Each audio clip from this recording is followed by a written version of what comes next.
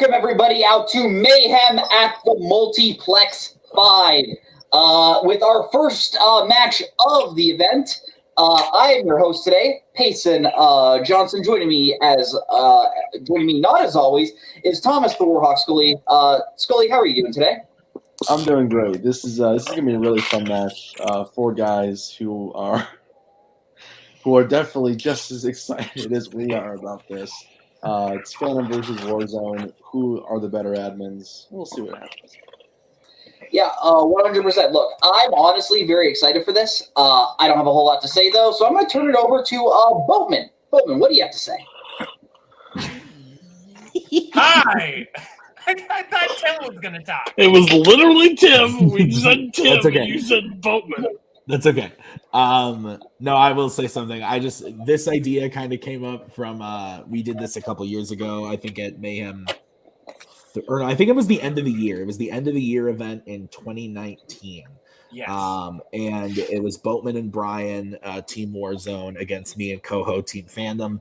And that was just like a memory that I always had of like first few months in the community. Really, really fun. So we were kind of pitching ideas as something to put in the first video of Mayhem, and this was something that came up.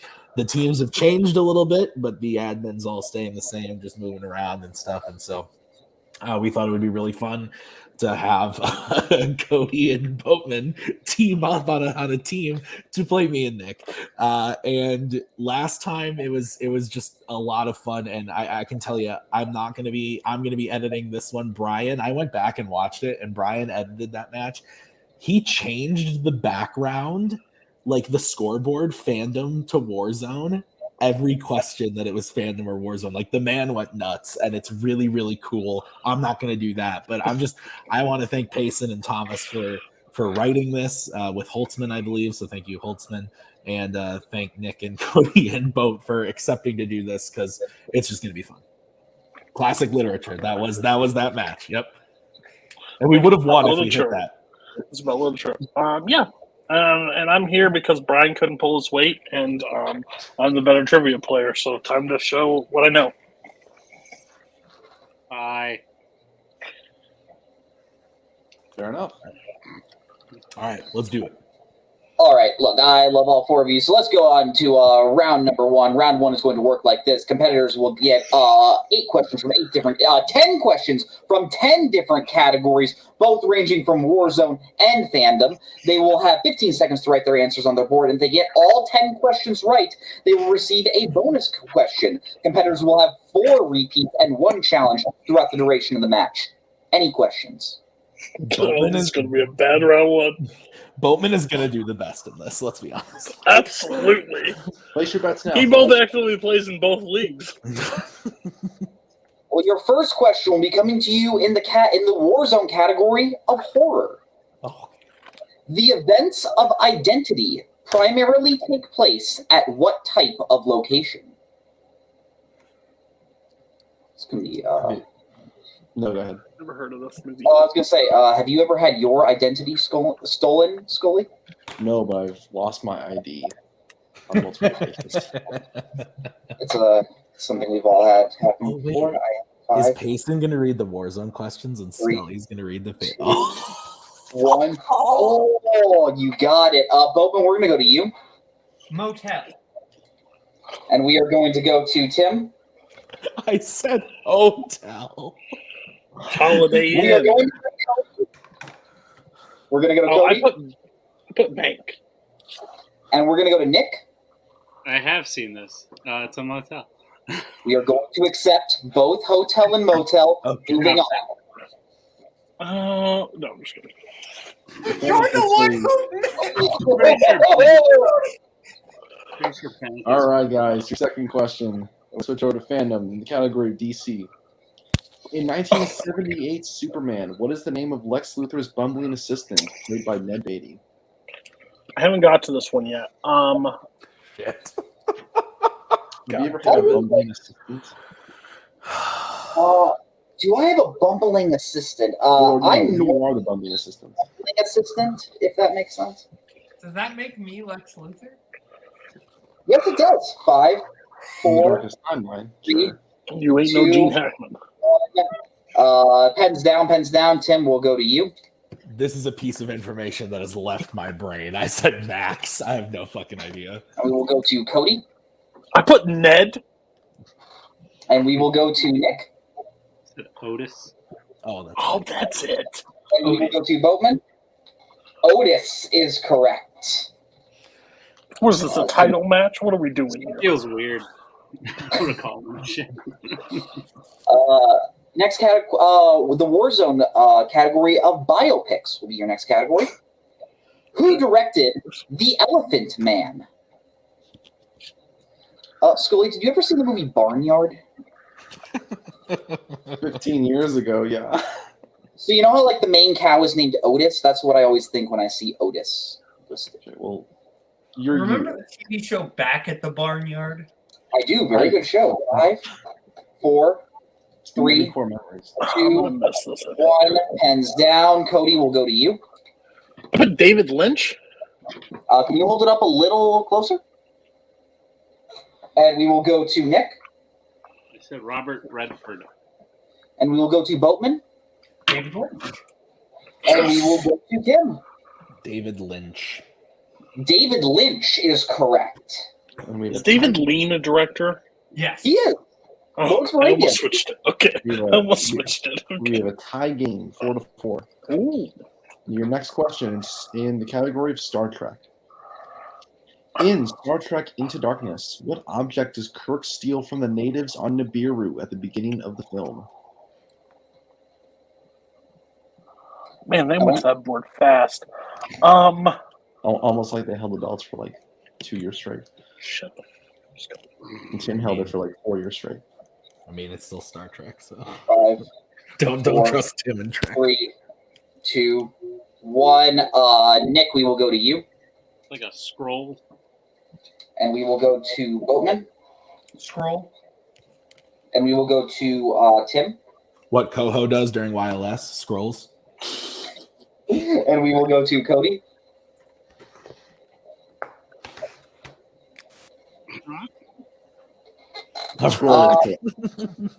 I couldn't hear. A rock is not correct, but a scroll is correct. Can you get your eyes checked? You're the only. Why can't you see my board? Fair. Your next question, we come to you in the category of animated. Huh. In Anastasia, Christopher Lloyd voices what historical figure? Well, there goes my perfect round. You missed Otis. Oh yeah, that's right. Famously, do you need first and last name of this character, or just last name? Okay? Just double check. That's fair though. 5, 4, 3, 2, 1. Pens down. Yep, Boatman, we will go to you. Rah, rah, Rasputin, lover of the Russian queen. I'm sorry I did that, everyone. Tim, will go to you. I said the president. We will go to Cody. Rasputin. We will go to Nick. Leonardo da Vinci. Rasputin is correct. His first name is Grigori. This president might be one of my favorite answers this season. All right, so Team Warzone now has a 1-point advantage as we get into your next question. In fandom scores and soundtracks. Fuck. God. In Mary Poppins Returns, what song do Jack and the Lamplighter sing when they are teaching the children their rhyming slang? Now, we have a manager that prefers this movie to the original. And I think he's a little insane for that take. A little. Yeah, Sure. more than a little. That's certifiable. Movie's still fine as it is. 5, 4, He likes it because of who's in it. 2, 1. Tim is probably right. And speaking of Tim, we're going to start with Tim. I said La La Lampshade. And we are going to go to Cody. I have nothing. I don't know anything. We are going to go to Nick. Cat's out of the bag. This was my worst category for years. But Turning Turtle is That is a song in that movie. And we're going to go to Boatman. Trip a Little Light Fantastic. Triple Little Light Fantastic is correct. Tied. Don't you wish he was your partner? not- I'm glad. Cody We'll fight Boatman later. extending their lead as we move on to your next category, which is actors and actresses. Who appears in the films Charade, Hello Dolly, and Cactus Flower? Not gonna lie, what I Why would a Yeah. why would a cactus why would there be a flower on a cactus? Don't they just grow thorns? Yeah, you know. There are famously cactuses with flowers on them. Okay, well I'm not the one who lives in Arizona, so 5, I 4, wouldn't know. 2, 1. Cody will go to you. Jack Warren? I don't know. We will go to Nick. Warren Beatty. We will go to Boatman. Walter Matthau. And we will go to Tim. Walter Matthau. Go, Tim. Walter Good job, Matthau is correct. That's him. He's in Charade? Yeah. All right. We're He's coming like the up bad to guy. your next question. In Wizarding World, in Harry Potter and the Chamber of Secrets, who is revealed to have been the first ever victim of the basilisk 50 years ago? I wish I had a chamber. Wouldn't you technically? I feel like I've heard you call your bedroom your chamber before at some point. Yeah, this is the chamber of Payson Johnson. It's pretty cool. It's filled with a lot of nerdy stuff. I don't like 5, 4, 3. that. Especially Two. after what Twohig said about your name. That is very true. That hasn't happened yet. Go to you. Who? Nick, we're going to go to you. Moaning Myrtle. And we will go to Boatman. Moaning Myrtle. And we will go to Tim. Moaning Myrtle. And we will go to Cody. Moaning Myrtle. Tim, how did you And spell Myrtle is correct. Oh, Everyone I did. definitely didn't spell it correct either. I think we matter. all spelled it differently. Doesn't matter. You all got the point. It's the girl that moans in the bathroom. Get over it. Let's move on. Cody, she Whoa! is a child. Her name is Moaning Myrtle, you freaking This is already my favorite match ever. Your penultimate question will come to you. Your final Warzone question will be coming to you in the category of crime. Ooh. Roy Scheider plays the partner to the main character in what 70s crime film? All these movies made before 2010. Roy's a really cool name. You like that name, Scully? Yeah, he sounds like a guy who would be the partner to a main character in a 70s crime film. That's fair. 5, 4, 3, 2, 1. Pens down. Boatman, we will go to you. I won't sing the song. The French Connection. And Tim. I have no idea. I said Serpico. And Cody. I put Chinatown. And Nick. So, hear me out. They're allowing people to swim when there is knowingly a dangerous animal is absolutely reckless endangerment, which is a crime, and Roy Scheider was in that. So I said Jaws. He was not anybody's partner. Yeah, Nick. They Roy all partner Scheider. up to go fight the shark again. I think we should challenge. Do you want to challenge? No, I'm just kidding. Okay. I'm like 50% there, but yeah, no. What's the question? Roy Scheider plays the partner to the main character in what 70s crime film? The main character being Gene Hackman. He's the main character. All right, guys. Your last As your question. manager, I would have done a challenge, but no. Last question in round one is in the category of Pixar. Is Boatman perfect still? Yes, Boatman is perfect. I wasn't going to say it, but yes, he is. Son of a bitch. That's your job as a host. You have to bring it up before it happens. Too bad. Who voices Fired.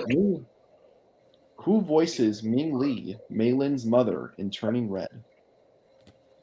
I've never fucking seen this movie yet. Have you seen this movie at school? I have. I like it a lot.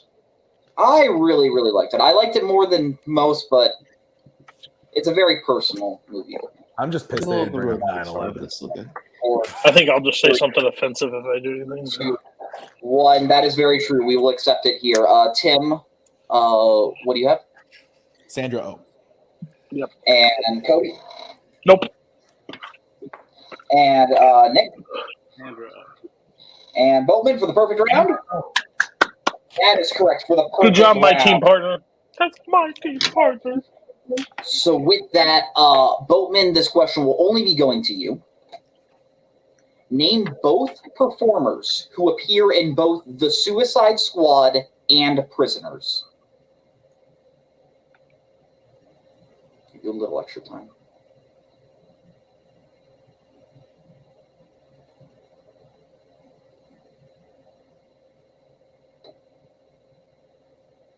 Five, four, Repeat the question. 3.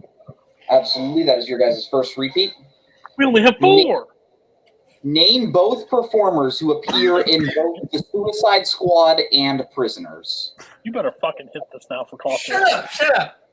Can we, guys, please? You shut the fuck up. Listen here, Judge.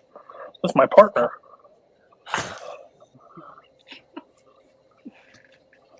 Let me get 5, 4, 3, 2. Viola Davis and Melissa Leo. That is unfortunately incorrect. You got one of them, Viola Davis and David Dostmalchin. 13 to 11. 13 to 11 is what, yes. 13 to 11. Yeah, how many repeats do we have? Cody Boatman.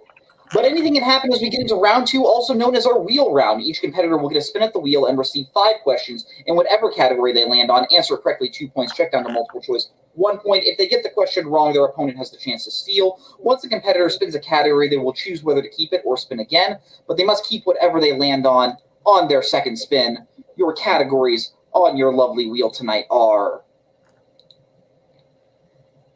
Oscars, MCU, Coming of Age /Teen, Disney Animation, Recent Releases, Music, Planet of the Apes, and of course, Spinners and Opponent's Choice. Cody and Boatman, you guys are in the lead. Would you guys like to go first or defer? You want to defer? Well, you cost us that repeat, so we might need to see how much points we need to make up. So I think letting them spin is probably best. Okay. You're still perfect in my heart. Let them fucking spin. Then Nick, Tim, this will be your first spin. Damn straight. Hooray. What was your opponent's choice? Probably. And you land on the category of Oscars, or type. Would you like to keep it or spin again? Keep it, cowards. We didn't have much time to study this, Nick. Yeah, only 3 years. Yeah, I think we should spin again. Yeah. I think if this was the Fandom variety, you'd still spin again. Maybe not. Yes, Oh, yes. Yes, I would. Yes, we're spinning again. Then this will be your second spin. You must keep whatever you land on. Stop. It was a good idea because you landed on Spinner's Choice. Oh man, I knew we should have went first. I feel like we could have the most fun with the MCU. Yeah, let's do MCU. I mean, like, all Phase 4 shit is not something I've ever, like, studied. I think we'll be fine. All right, cool. I just rewatched all of them, so. Then let's do it, Tim. Taking Okay. MCU. Sounds good. Scully, you've rewatched these movies many times. Would you like to take these questions? I will. All right, guys. You guys ready for your questions at MCU? Yes, sir. Yeah. Awesome. All right, your first question. Which MCU film features the main villain using a self-destruct sequence to kill themselves? Iron Man 2. Whiplash blows himself up. But he uses it to kill himself? Yeah, he's still alive. He goes, "You lose," and then he blows up. They asked for the film. They asked for the film, right? Yes. Iron Man 2, final answer. 2. That is correct with 2 points. Good shit. And it's high game. Bowman, can you think of anybody else that tries to blow themselves up in the MCU? Not off the top of my head, no. Okay, we'll continue. All right, your second question. In Avengers Endgame, who informs Natasha of Clint's murderous rampages around the world during her briefing? Rhodey. Rhodey. Final answer. Correct, 2 points. Does anybody else inform anybody? Stop. I'm pretty sure Captain Crunch. There's a cat in one of those films. Maybe they do it. Go ahead. Yeah. All right, your third question. How many MCU films feature the character of Howard Stark? All right, so can I ask a clarifying question, Thomas? We're Yes, talking you may. about performance, not just like in pictures and stuff. Performance, yes. Okay, so Iron Man 2. Captain America, the first Avenger. Yep. Ant-Man, Civil War, Avengers Endgame. Endgame. 5, Let's use a repeat. Okay. 3. Repeat That the is your question. guys. Sorry. First repeat. Only good- How many MCU films feature the character of Howard Stark? So I'm thinking just so Iron Man 2, he's not in Thor, Captain America, Avengers, not in Winter Soldier. We said Endgame. We said Endgame. He's not in any Phase 4 stuff. 5, No. 4. Yeah, shoot. 5, final answer. That is correct for 2 points. In Civil War, when Bucky punches him in the face, do we actually see him? We see. There's They say it's him, but I don't know.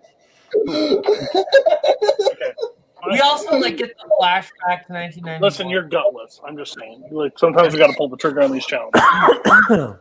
All right, your next question. Who voices Crow in Eternals? Bill Skarsgård. Yes. Go. Bill Skarsgård, final answer. That is correct for 2. You pronounce that. Cody, is there another character named Crow in the?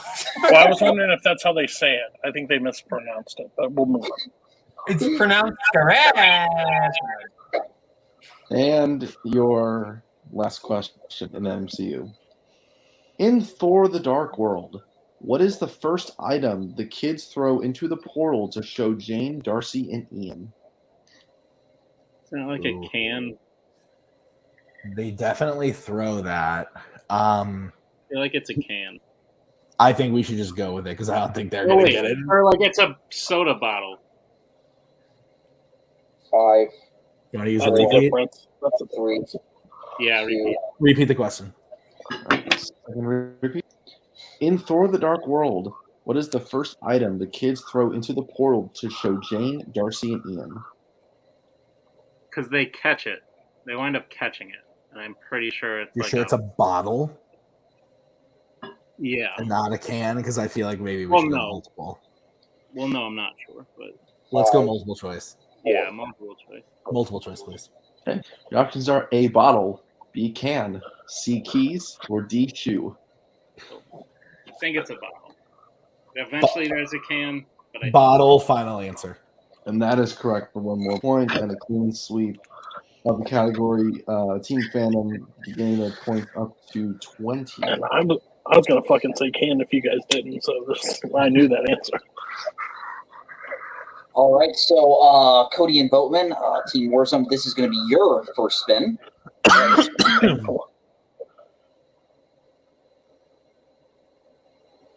And you land on Oscars. Would you like to keep it or spin again? We're going to keep that. Okay. Sounds good. Nick, If you don't get 9 in this, don't ever talk to me again. Cody and Boatman, I will be giving you your questions in the category of Oscars. Hal Holbrook received his only Oscar nomination for what film? Into the Wild. Final answer. That is correct for 2 points. Your next question. What film won Best Editing and Best Cinematography for films released in 1974? The Towering Inferno.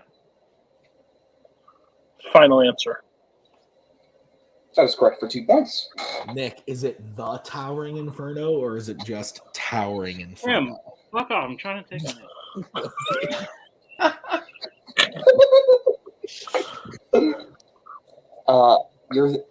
Your third question.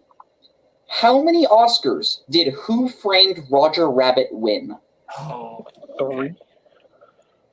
I want to say, okay, because it visual effects. Production? No. No, it doesn't win production. It wins editing, I think, and then it wins sound. I think it is 3. I think it's 3. That's what I thought. 3, final answer. That is correct for 2 points. Are those the 3? Is it visual effects? The 3 you have are visual effects, editing, and sound editing. Oh, sound editing, not sound mixing. Okay. I knew it was 3. Your penultimate question in round 2. Elliot Goldenthal won his only Best Original Score Oscar for composing what film? Oh, okay. Oh, wait. Old or new? Frida? Okay. Do you want to just go for it? Well, the thing is, you have to name another one after that. 3, What? 2, Repeat. 1. Repeat? Okay. I didn't hear what you said, Cody. You're good. That's what you said. Elliot Goldenthal won his only Best Original Score Oscar for composing what film? I you know think Frida that's- won. I can't think of Hold who on, composed hold on. Frida. Okay, they have to guess another person. So if not, it's just moot point. So let's just guess that. All right, Frida, final answer. That is correct for 2 points. And the lead. I was going to say Trust your gut. Jumanji, so good job. Me too, if he didn't speak up. Your final question in the category of Oscars. What is the only category for which George Miller has won an Oscar? Okay. Won an Oscar? Yeah, won an Oscar. It's for Lorenzo's Oil or whatever. It's He gets nominated for Lorenzo's. Win. 3, Original screenplay, you want to just say it? Yeah. 1. Original screenplay, final answer. That is incorrect. Tim and Nick, a chance for a 2-point steal. Oh, Nick, it's best animated feature for fucking Happy Feet. Really? Because I was gonna say that as a joke. No, Wait. it's best animated because he produced the movie too. So I think it's But best. did that win? 5, Best 4, animated feature. Final answer. for a massive 2-point steal. Best animated Oh, damn. feature is And correct. with that, Team Fandom retakes the lead 22-21 going into round number 3. Oh, damn. I was sitting here dying. But that is that's exactly the score happened. Anything happened as we head into round 3, also known as our Pick Your Poison round. Competitors will pick a 1, 2, 3, and 4-pointer questions from the pre-selected categories given to them before the match. The categories our competitors will be picking from tonight are Oscars, Adam Sandler, horror, comic book movies, classics, coming of age/teen, family, and romance. Our competitors will pick their categories right after this.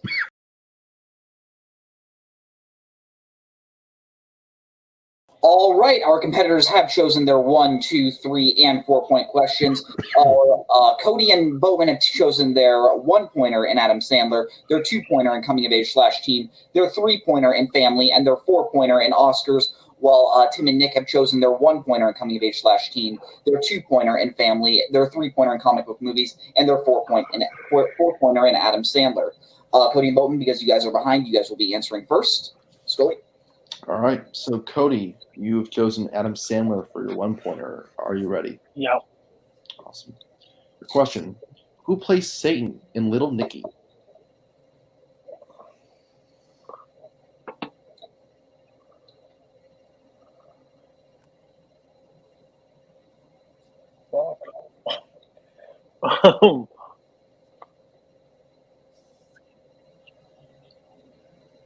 Five, 4, 3, 2, 1. The answer is Harvey Keitel. Harvey Keitel. So now we go over to Boatman. You have a 2-pointer in the category of coming of age. And your question is: Jennifer Jason Leigh, Judge Reinhold, Phoebe Cates, and Forrest Whitaker all appear in what 80s coming-of-age film? Fast Times at Ridgemont High. That is correct for 2 points, and the leads will bounce back to... Good job. Good job, Bo. So with that, we will be moving on to Nick and Tim. Nick, I will be giving you your 1-pointer in Coming of Age/Teen. Okay.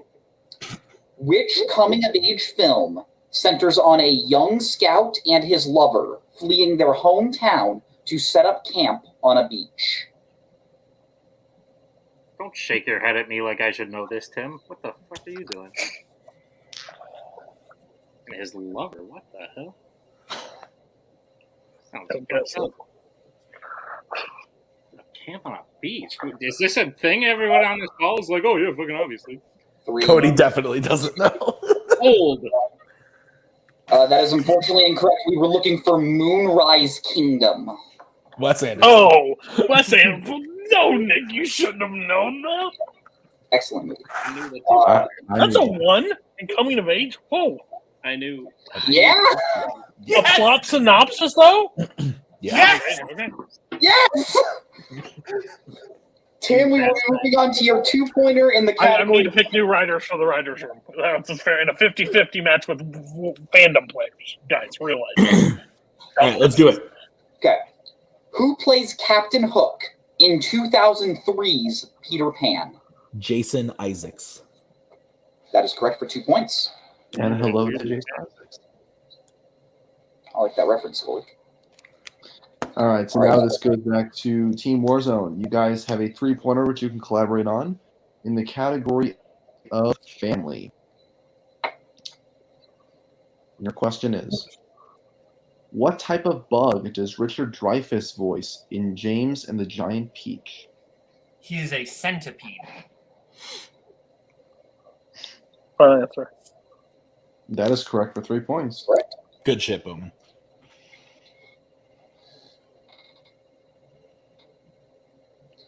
All right, so with that, we will be sending it back to Tim and Nick, which they can confer on their 3-pointer in the category of comic book movies. What is the score? Sorry.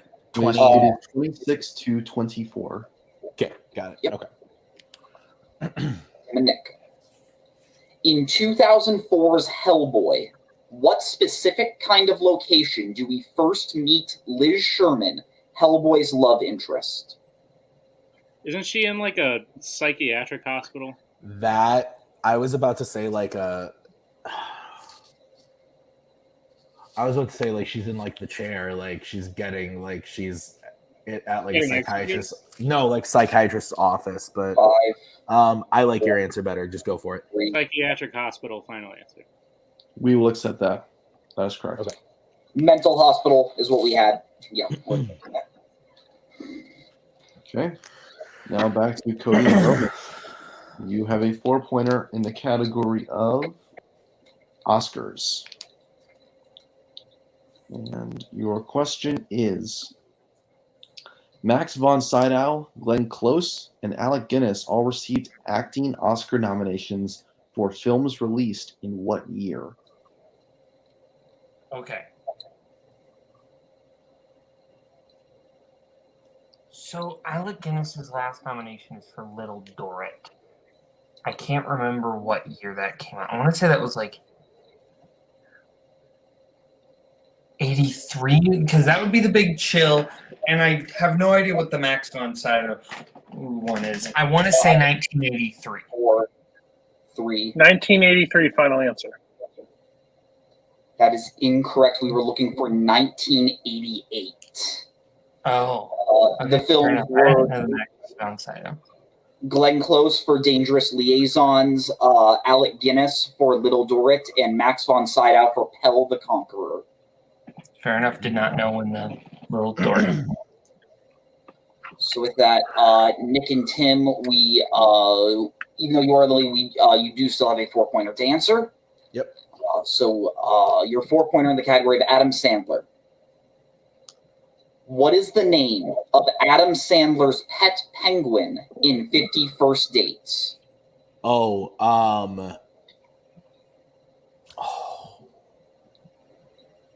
holy shit. Everything that's coming to my mind is incorrect. I keep thinking like Pacha, like 5. Oh, that's all wrong. 3. Let's use 1. 2. Yeah. Repeat the question. Absolutely. That is your 3rd repeat. What is the name of Adam Sandler's pet penguin in 50 First Dates? Oh, I love this movie too. He's not because the Taco's the walrus, man. When does he see the penguin in the movie?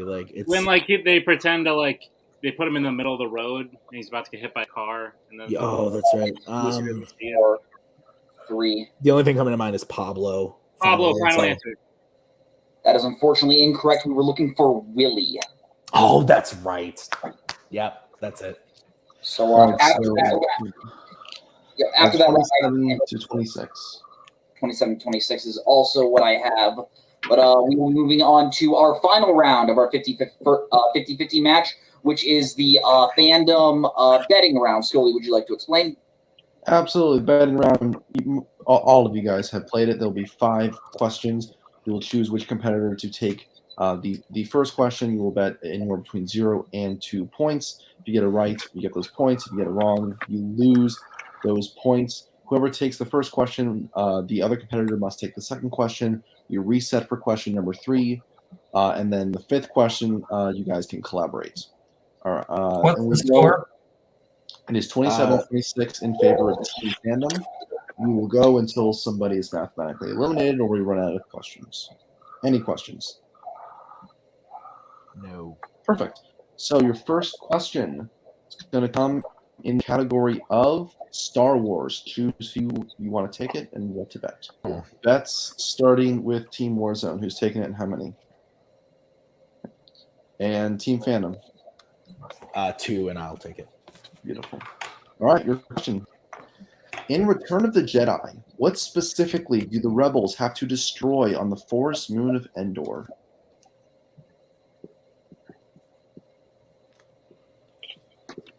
It's getting tense, if you will.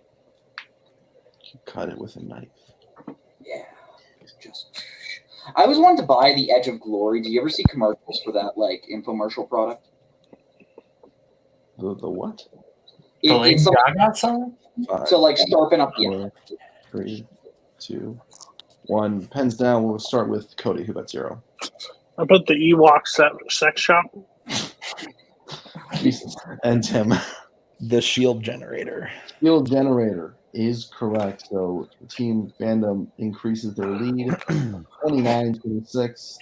Jason, what is the next category?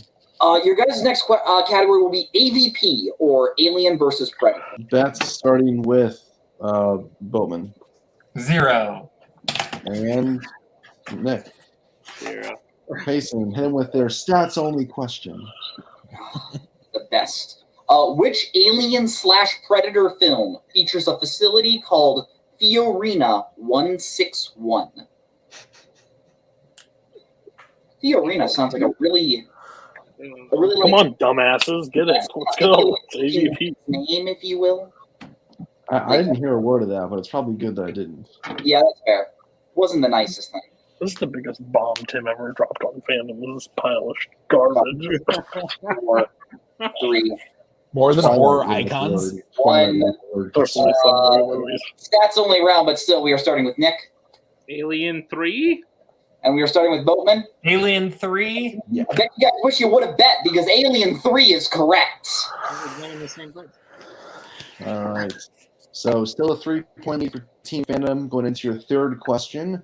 It's in the category of Planet of the Apes. That's starting with Team Warzone. Who's taking it? Me and 0. And Team Fandom. Me and 0. Beautiful. And it's back-to-back stats-only questions. Your question. Who plays Caesar's wife Cornelia in Dawn of the Planet of the Apes and War for the Planet of the Apes? God damn it. I missed. We'll give you a tickle.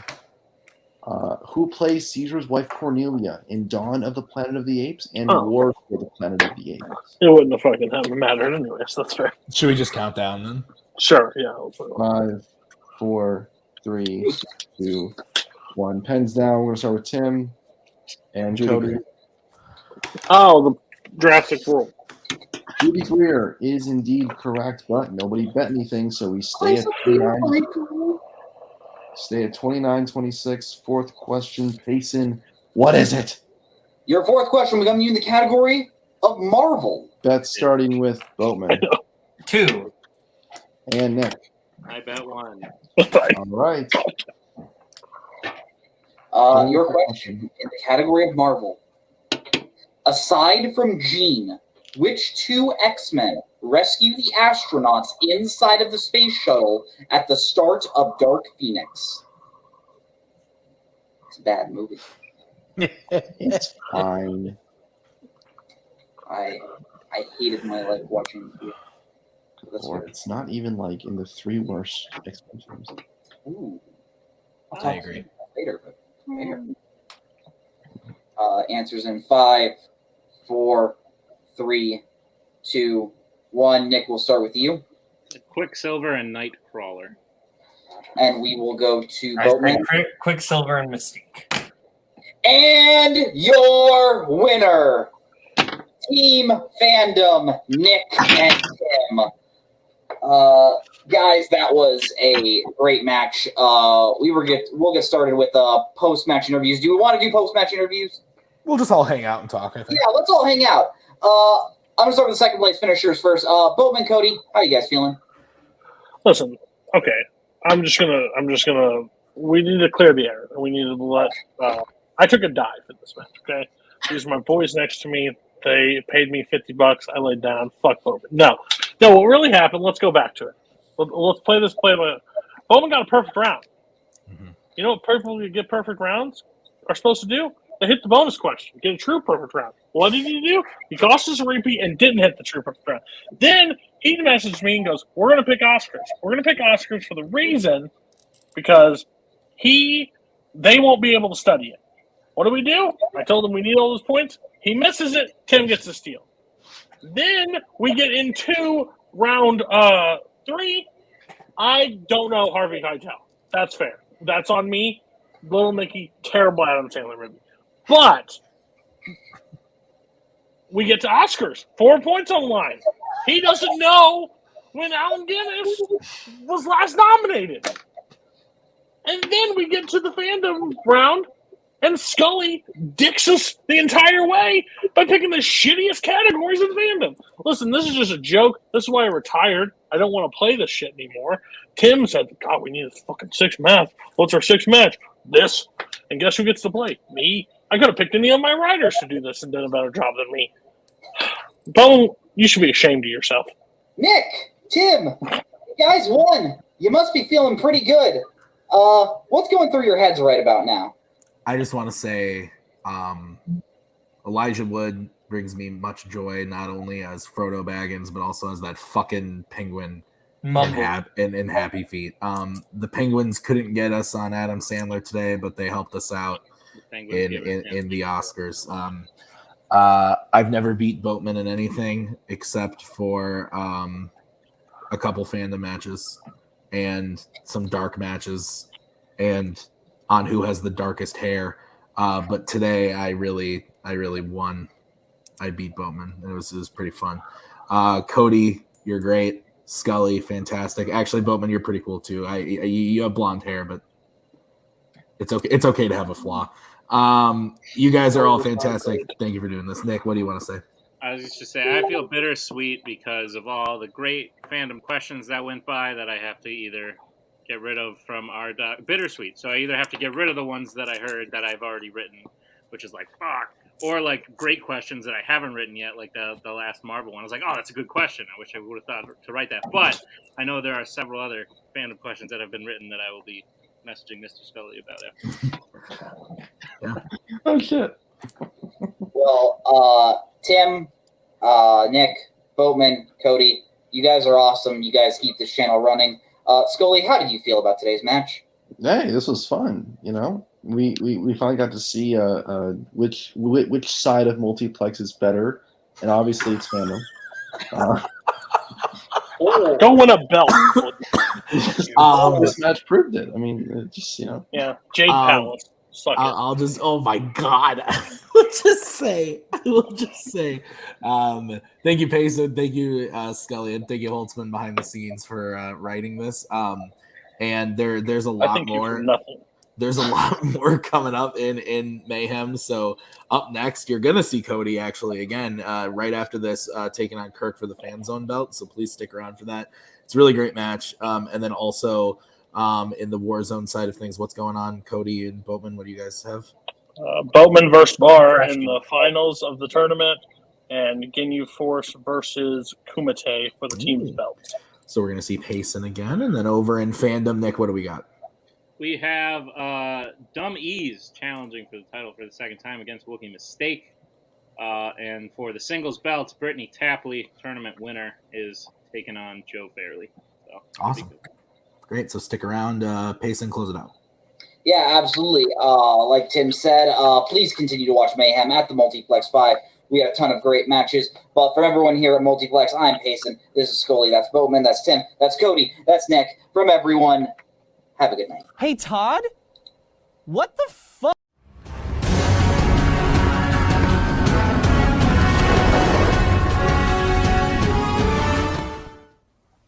Don't worry, I'll do my very best to get this job that I so crave.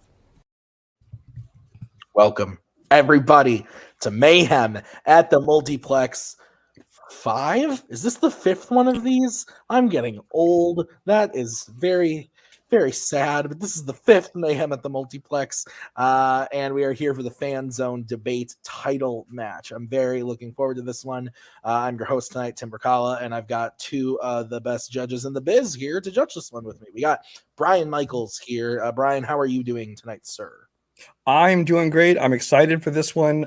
These are two great debaters. Of course, the current champion going up against Cody, who is not only a former champion in debate leagues, but a rather dominant one at that.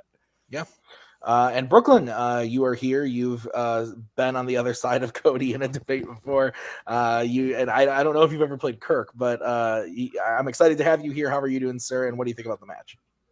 Yeah, I've played Cody in a movie debate title match. I took him to the last question. The thing about Cody is no matter how much you prepare, it will somehow not be enough. But having said that, listening to Kirk and watching him debate, Kirk just has this swagger, and no matter what you throw at him, it is uninteresting to him. And it's like no matter what you say, he is going to have something else. So to see those styles and like seeing Cody's performance grow throughout the time, I think him becoming a father and like kind of having that responsibility has kind of changed how he goes. He's not as crazy, but it's there is still some chaos there. Just a little bit less abusive, I think.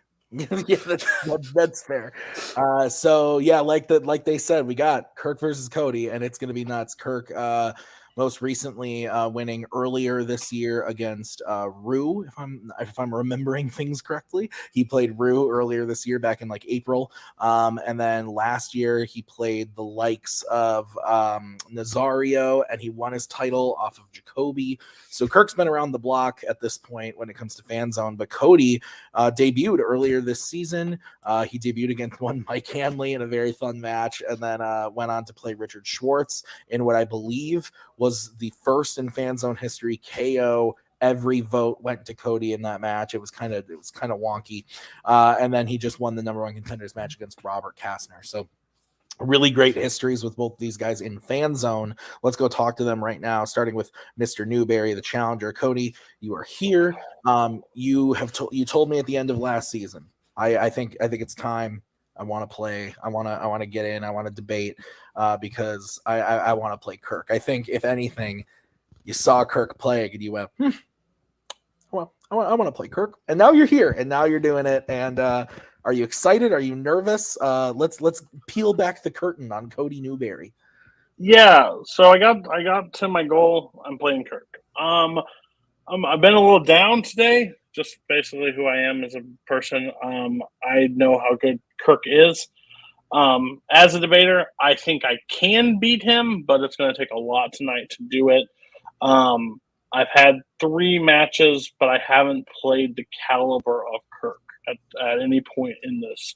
Nothing against the 3 people that I played, but no one was even close to Kirk in that level. I didn't even have to go to a speed round against all 3 of them at that point. So it's just like, I don't think I did. I think I did play Robert. No. Yeah. So I haven't had to play a speed round. I know if anything, this is probably going to a speed round, or he's going to wipe the floor with me. I was on the desk when he won last time. and he literally lost the first 2 questions, and like a beast arose, like it was terrifying, and he like swept everything, and we were all just sitting here stunned at the end of it. He's got his cat on his table right now, so that's just going to be more evident that he's trying to fuck with me because that cat hates me, and I'm allergic to cats. And cat something I might have picked something. Listen, this is going to be fun. Let's just do this. Okay, sounds good. Let's bring in your opponent tonight, Cody, Mr. Kolkowski. Kirk, welcome. Excited to have you back for Mayhem at the Multiplex 5. And like I said, you won your title against Jacoby at Mayhem at the Multiplex last year. So if you win this match, you'll have held the title for a full year, which is an insane feat. But you, like I said, you've had a really good run, and now you're playing Cody in a different multiverse. I could say you guys might even be a good team, and now you're teaming up or going against each other here. How do you feel about the matchup now that Cody's on the other side? Yeah, I mean, when Cody announced his return, no offense to anybody he played or anybody else who played this season, I feel like this moment was just inevitable. Like this was, like I said, just smash cut right to now from there because this was going to happen. And yeah, I think, like Brooklyn, I think he did a nice job analyzing both our styles. And Cody has just evolved. I've watched him evolve as a debater. I remember I kind of wish I was playing the old school Cody because I knew what I would know what I was. At least I'd be in, what I was in store for. But Cody has evolved, and I think he's kind of turned that sledgehammer into a surgeon scalpel. And that scares me a little bit because to have Cody coming in like that and, and that prepared and that ready and that, ready to take turns and, not be caught off guard, maybe. That's what scares me. Yeah. All right. Well, I'm looking forward to it, gentlemen. I wish you both the best of luck. It's going to be a good match, I hope. So let's get into it. So this is how it's going to work tonight. So Brian, Brooklyn, and I are going to be the judges, and the debaters are going to debate some questions that we gave them tonight before our very souls. So Kirk, as the champion, was able to pick 3 categories, one from Fandom, one from Warzone, and then a third from either of his choice. And so there are going to be 5 prep questions tonight.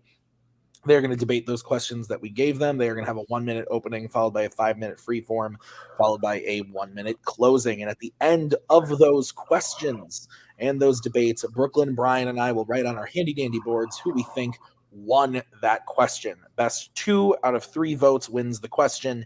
And because this is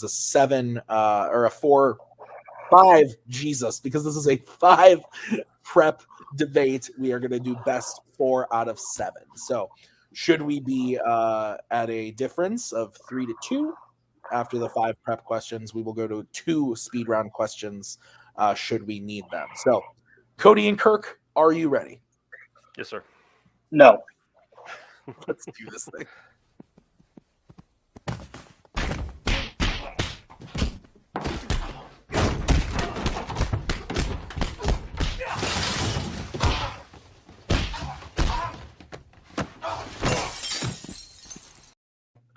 All right, gentlemen, we are going to kick it off right away with your first question, which is going to be in the category of directors. This is the Warzone category drafted by Kirk. Your question is, what is the best quote from a Kurosawa film? So, Kirk, since you drafted this, you get to go first. You have 1 minute to open your argument when you start talking.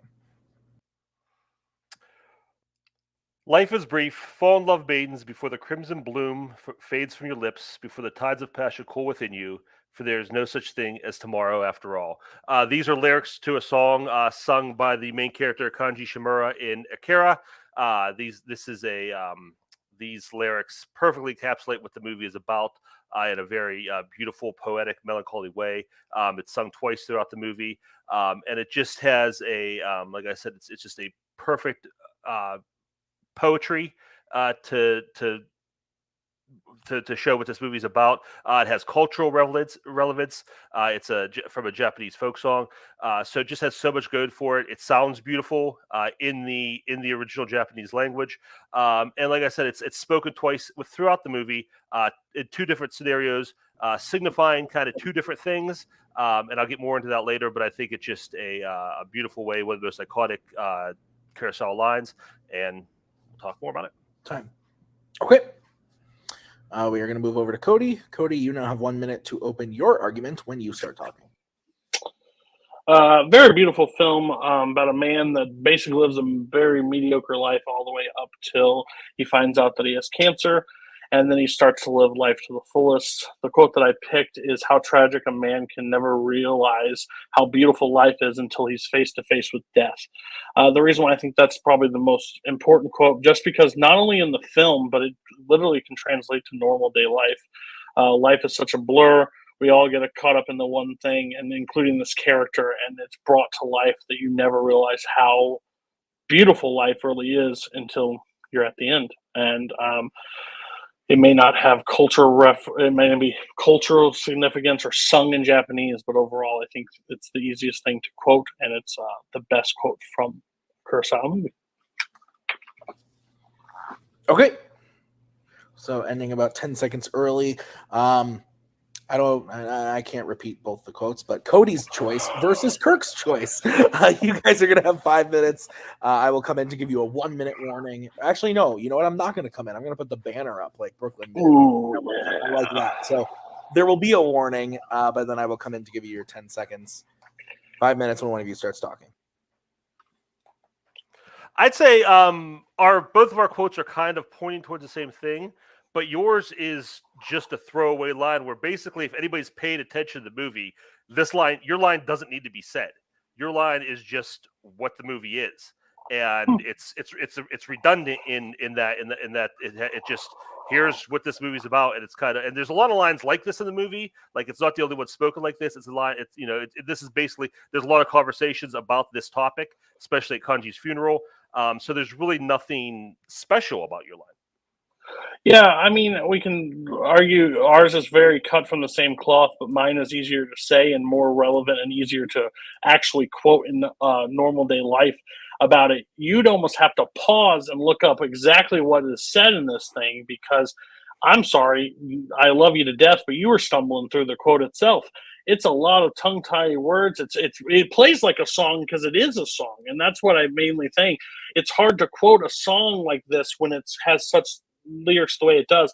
Mine can be a throwaway line at the end of the day, but I've heard people throw away like inspiring quotes before and be like, "Oh, whoa, that's something I can hang on to." That's something that translates farther than this film, and it actually summarizes the film better in a more cohesive grouping of words. You said that people could take a throwaway line and remember it, but nobody's done that with this line. Nobody says, "Oh, you remember that line from Ikeru where he says, your quote?" That's not something that's quoted a lot. A lot of people say it. My line, when you talk about Akira, people remember this song. People remember him singing the song. They remember the way it made them feel. That's the thing about the song line too. There's an emotional beat that goes with this. It's not just somebody saying it. It's the main character himself instead of somebody else expressing the feelings and the thoughts of the movie. Yeah, I get where you're coming from, but at the end of the day, yours is the song that is sung, and I don't know if that was playing, if I could even repeat it back to somebody. And you're saying yours is no one's ever used yours. I've never heard one person from this. They remember the scene, they remember them singing, but they don't remember the words from the song. They think of how beautiful that moment is. Like, when I was watching, I was like, this is a beautiful song. But at the end of the day, I would have to pause to write down the lyrics to have any idea what my words translate, and it can translate, and it should. Okay, if no one talks about it, we should start, because when people don't realize how beautiful life really is. We think it's bleak, we think it's boring, and this main character thinks it's bleak and boring, and he lives this steady continuous job or continuous life, and then he finds out he's got cancer and lives like, now I need to live my life. This quote gives you hope to stop waiting till the end, start living it now. Yours is a beautiful song and got poetry in there, but it's hard to quote and it's hard to repeat back to people. Yeah, but our argument isn't what's the most quotable line. It's the best quote from a movie. And this is a quote taken from the movie. We're not talking about what's the best zinger from the movie. It's what's the best quote. Mine does everything you said yours just does, but a very flowery, poetic, like I said, culturally relevant way with take it from Japanese, the original, people hearing this in the original language are going to recognize that, and they're probably going to know that, these lyrics and these lines a lot more than they're going to know yours. And like I said, even though people who know this movie, people who know Kurosawa, know these lines. They may not be able to fire them off to right, but they know the gist of the song. They know the lines. They know what it says, and they're not. They'll guess that your movie is from Akira probably because it has to do with that movie, but it doesn't have the impact, the emotional impact that I. And like I said, my quote is the person we're talking about singing about his own life. Your quote is somebody talking about him, and again, like I said, it's one of many things said about him later on. It just doesn't have the impact and the relevance that mine does. Well, again, we're not talking about what's the most like who has to say it or where it goes. My viewpoint is we're gonna fight semantics of what's the most easy and quotable or most poetic. I'm just saying at the end of the day, like mine is easy to translate. You may not say it's the most quotable because that's not the question, but best quote, I would consider a quote that can stand by itself away from its movie. I don't think yours can continue on from that movie. Mine can continue on from it. Just like you can quote it and figure out the movie. Mine is a lot easier to figure out what movie it came from than your movie because you'd be like, oh, well, it's when they were singing. That song? Just like we're going to need a bigger boat from Jaws. Mine can translate right into it, and you can figure out what movie mine's from. My quote has carried on. You want to talk about what's good? Mine has. That's just a fact. Where? People remember this scene. They remember this song. They remember these. They remember lines. the scene, but they don't remember the quote. They remember the lines. What else? That's what the song is. It's the lines being sung. They remember that. They don't know. No one talks about your line. Nobody talks. Who has used that as a karaoke song? You would have thrown. I'm not saying they use the song. They would say they use it from as a quote from this movie. The line. These are like these lines from this movie. You talk about who we're going to need a bigger boat. Don't bring that up. This is nothing like that. No one ever repeats your line. People talk about my line all the time.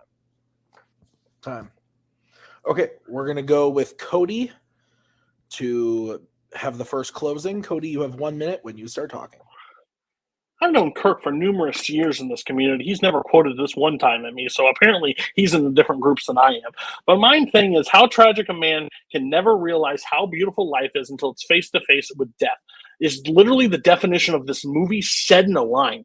Broken down. He says it's mentioned by a bunch of people there's a bunch of things like this mentioned in different funeral scenes and stuff, but he hasn't mentioned one of those. He's mentioned one of the scenes. People remember the scene because it's one of the heartbreaking scenes of him singing, but no one talks about what he sings. It's just him singing that song. That's all they talk about from this film. And it's a great scene, don't get me wrong, but when we're talking about best quote in a Kurosawa film, this breaks a beautiful story, a 2-hour movie, and breaks it down to one line of dialogue that you can remember, you can take with you, you can use it in everyday life, you can pass this on, and people will remember where this came from. Okay. We'll move over to Kirk. Kirk, you now have 1 minute to close your argument when you start talking. I think Cody wants to have his cake and eat it here too. He wants to talk about how it's so quotable and also how it's central to the movie, and it's really neither. No one quotes this movie, or this line. No one talks about this. You bring this up to it's in the movie, but it's just there. My song, my lyrics and my quote is remembered forever from this movie. He says, "Oh yeah, people remember the song because the song's heartbreaking." The song's heartbreaking because of the lyrics. There's a lot more to it too. I mean, it sounds beautiful in the original Japanese. It's haunting, like I said, it's melancholy. It evokes a lot of emotions, which his line just doesn't. It's just there. Mine does everything his does, but just in a much more cinematic, poetic way. Where his line, like I said, it's not something he wants to talk about this like it's something that gets quoted all the time. It never does. People talk about my line. Neither line gets quoted like as a movie quote, but people talk about mine, not about his. Time. Oh boy. Well, this is going about the way that I thought it was going to. That was pretty good to start. Okay. I love it when you just know, I've rewatched old debates that I've played in, and when I would start talking fast because I was getting nervous. That happened with both of them in here where they were like, "Oh shit." Oh God. Okay.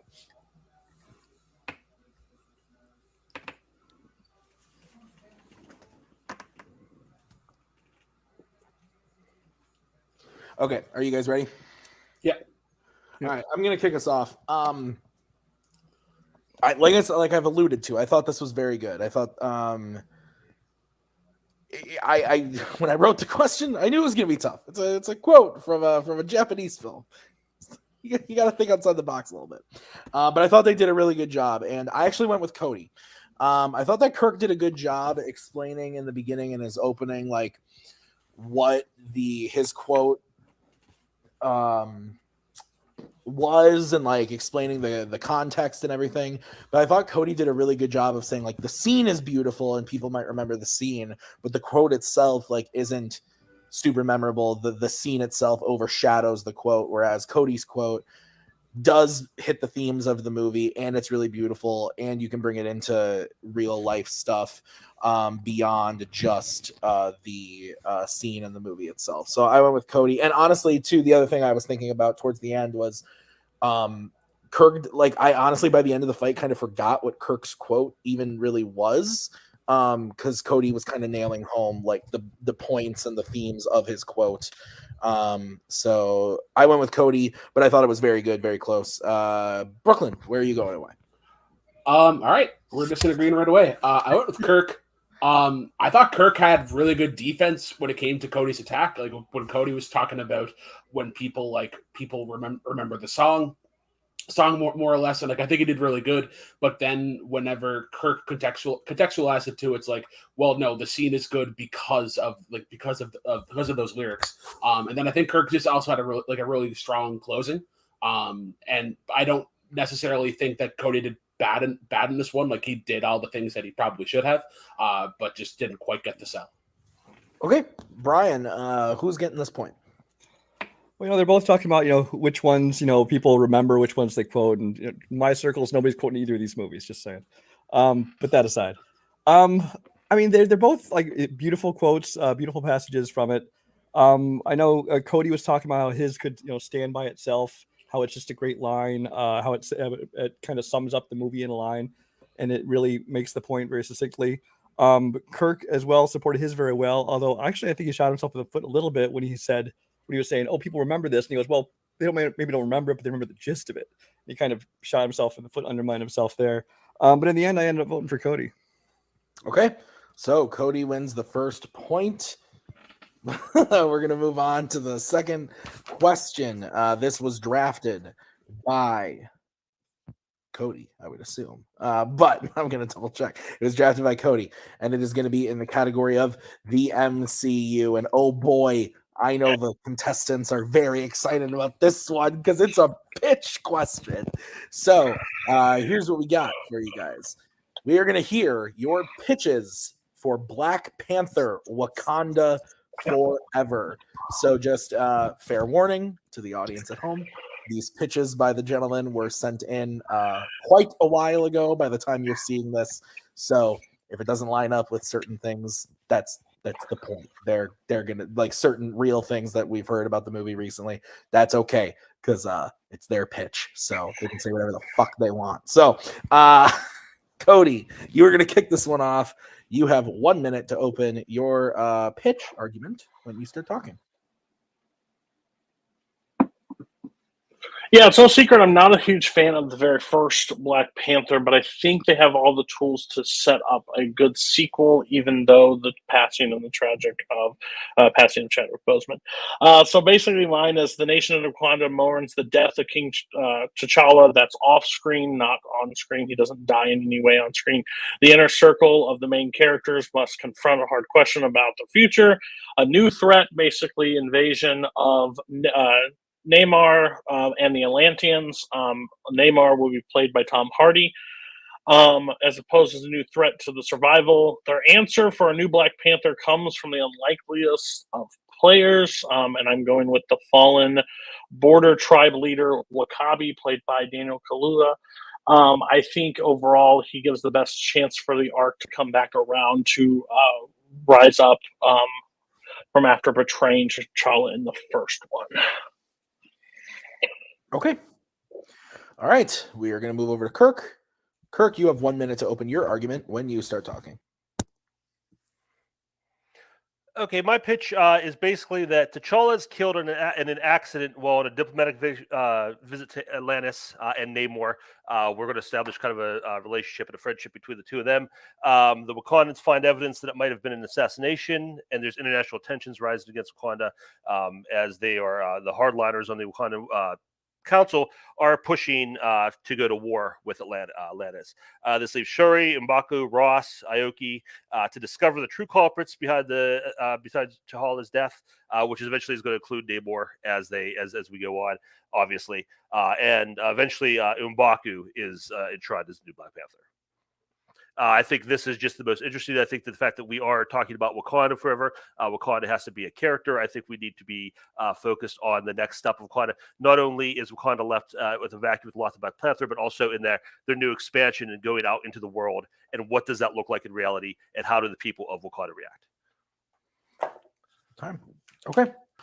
All right. So we've heard the pitches. Let's get into it, guys. 5-minute freeform when one of you starts talking. Okay, yeah. So the original crew of mine comes back. Everybody's there. Basically, new threat comes through, picking it. The only reason why I picked Wakabi over M'Baku, multiple reasons actually. M'Baku denies being Black Panther and denies taking it in the original film, so I think it's just weird if he takes it back. He's also already that brute force that kind of doesn't need the power. It doesn't really make sense for him to have the power, so that's why I wouldn't have used him. I don't like the idea that you're pitching kind of Civil War 2, and that's my take on it. With mine is we're both pitching the same character, we're both pitching the same thing, but I don't like the start of a buddy cop and then makes the villain a quick turn. I think it's a cheesy thing, so I want to get ahead of that on that. But that's what the main thing is. I think basically Wakanda Forever, bringing up another thing, bringing another world to it, I think makes Wakanda a little bit their own hidden city versus another hidden city. I think makes it a lot more interesting. Yeah, mine is Hidden City versus Hidden City 2. It's just a little more, I think there's more story to mine. I think yours sounds more like action figures smashing together, where mine is there's some intrigue. I mean, there's going to be obviously action scenes and things like that, but there's some intrigue, there's some politics behind it, which I think is the most fun when you're dealing with two, Marvel fictitious nation. I think that's the most fun. I picked M'Baku because I think he is the most fun character. I think he's the most interesting character, and I think Aoki has a little bit further to go before he could reach maybe by third Black Panther, maybe by the end of the trilogy he takes it up, but I think he still has a little further to go before we make him the actual Black Panther. Yeah, I want Wakabi to be the Black Panther moving forward. Like, I don't want it just to trade off every once in a while. That's why I think your character is a little bit weak. You're also turning this kind of into a murder mystery, which we all know who the bad guy is to start with. So I don't know how much plot or how much story behind yours is actually there. With mine is you're literally pitching Civil War. 100% Civil War. His father died on a diplomatic mission to somewhere else, and then they had to decide whether to go to war or not. It's Civil War 2, but Wakanda style. They weren't deciding who to go to war with. They just had individual characters. That's the whole point of this movie, is that there's going to be a sect of Wakandans who say, hey, every time we go out into the world, somebody gets killed. We need to close those borders. And that challenges everything T'Challa wanted to do, opening up the borders, going out in the world. And that's what this is about. Are we going to be able to do that or not? And that's why I think that's interesting, to continue those threats out in the world to see if they can overcome them. I want to say one more too. The villain isn't Namor. Namor isn't the killer. So we don't know who the killer is before. I'm sorry if I was unclear, but Namor is not. Namor ends up like it turns out like Namor is working with Wakanda to find out what really happened. So he's not the villain in your film? No. So you're neutering another villain in the MCU. He's not a villain. He's an anti-hero. But that's the perfect person to come against the new Black Panther. That just seems like a silly concept. And your exact thing is, it is Civil War 2, where they go into a diplomatic meeting, then they have to decide whether they need to close borders. And why would it in your new film? Hold on. If you're going to your next film, T'Challa just opened up all the things, and now he passed away. Now you're going to decide whether to close it or not? No, T'Challa wanted it open. Keep it open. Exactly. Make it work. My take on it, I think Tom Hardy comes in as the villain, as the person to go against him. I think that makes a great sketch. They're kind of deciding with the guy that turned his back on T'Challa to rise up to be the Black Panther, to rise up against Tom Hardy as Namor, I think is the most interesting concept that you can have. It's not action figures struggling, because the internal battle, the inner deciding on who the next Black Panther is going to be the most compelling part of the film. I want to talk. You brought up Tom Hardy. I want to talk about that. That is, we've seen what Tom Hardy does as a comic book anti-hero. It's not good. And you bring in Tom Hardy in a movie where you need to establish the new Black Panther as the hero of the movie. Tom Hardy is not the guy. Tom Hardy is the guy. Tom Hardy cannot play second fiddle. Tom Hardy is going to want to come in and make this his movie, and you can't have that in a Black Panther movie. It just doesn't work. Are you the same person that says Chris Evans after playing the Human Torch can't be Captain America? No, I'm People not. redeem No, I'm themselves. Better scripts, better producers, better directors make things different. He can do this role. I'm talking about his I'm talking about his personality as an actor. He can't come in and play second banana to whoever you're trying. That's not who Tom Hardy is. That's not what he does. You listen to actors. Who's playing Namor in your film? Huh? Probably Who's Henry playing Golding. Probably Henry Golding is going to play him. So you need somebody who's going to elevate the cast and like I said, whoever you have replacing Black Panther is going to need that push. And Tom Hardy is the guy that's going to hold him back. Tom Hardy is not going to accept playing second banana to whoever you have going into the. He's going to be the star. He can go up against the Black Panther. Michael B. Jordan. Michael B. Jordan. Strike it from the record. Okay, so Kirk, you are going to close this first. You have 1 minute when you start talking.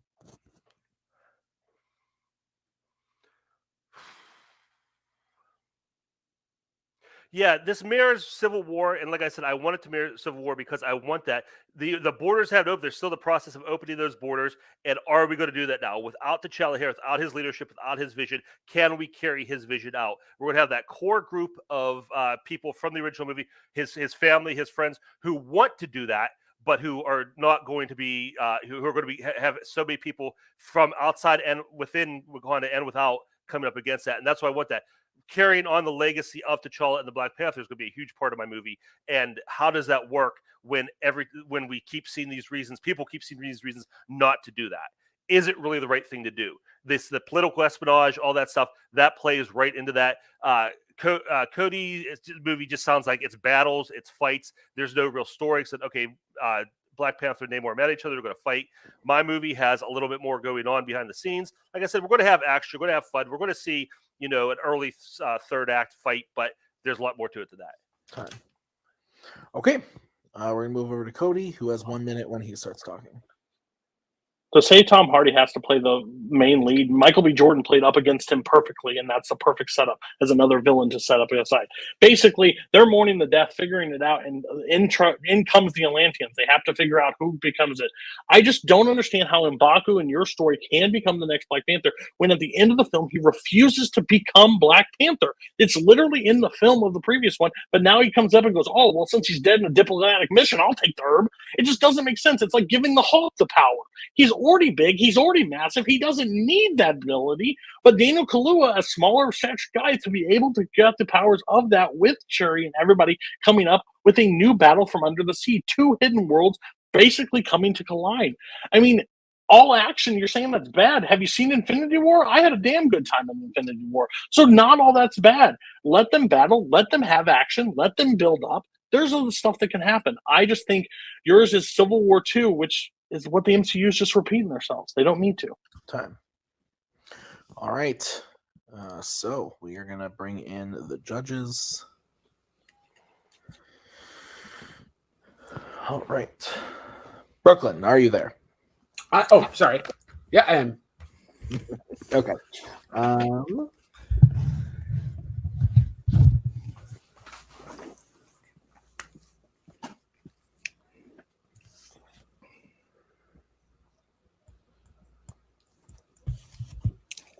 Okay.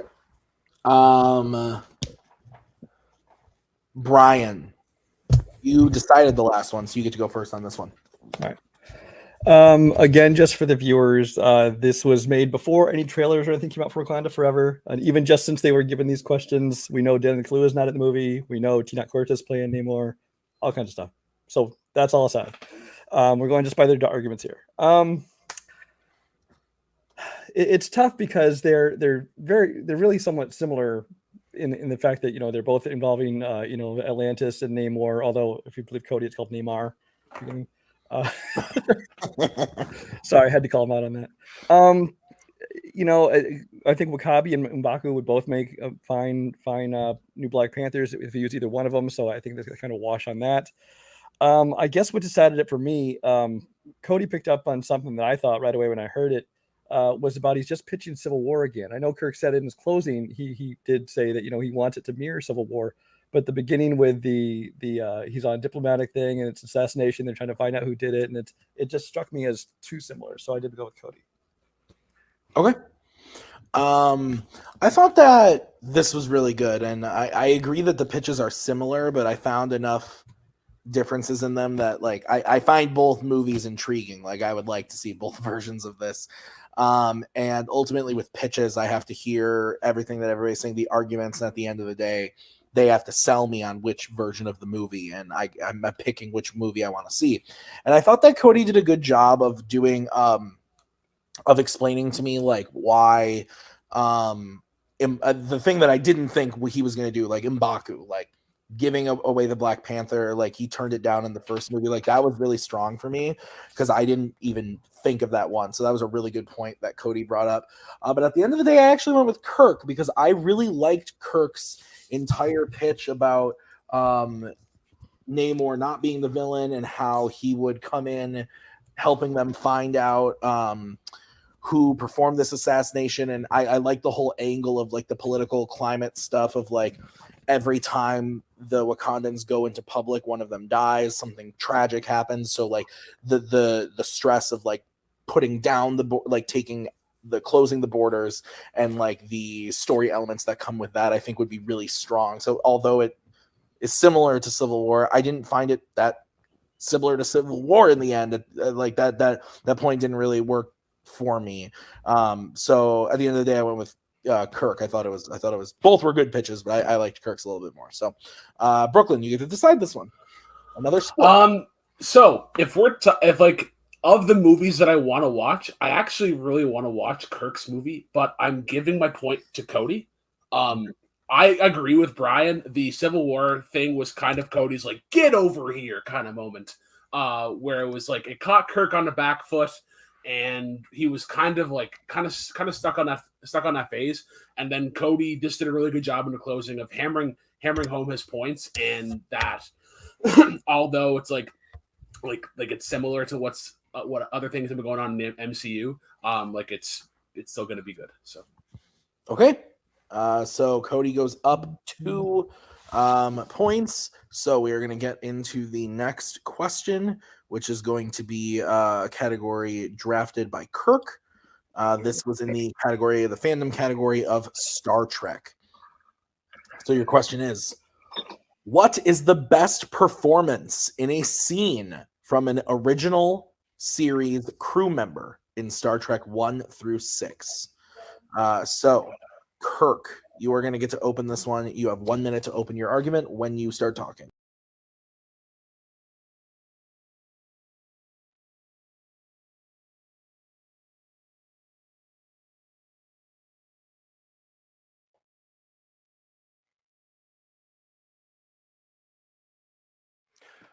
Okay, the moment I picked was Leonard Nimoy as Spock in Star Trek VI: The Undiscovered Country, and his mind meld with Lieutenant Valeris. Leonard Nimoy's always had the biggest challenge in this movie because he plays a character who has emotions but can't show those emotions. So the minefield he has to walk as an actor at all times has been, I think it's very challenging. But I think it's the strongest in this scene. You see his relationship with Valeris is set up through the movie. It's somebody he's come to depend on. He wants her to replace him. She is his future. She is the future of the Enterprise, of the Federation. And at the end, when she lets him down, you see that facade comes down just enough where you can see some of the emotion, the disappointment, the anger, but at the same time, the restraint as Spock, as the Vulcan, I think is a very well done and very nuanced scene. Time. Okay.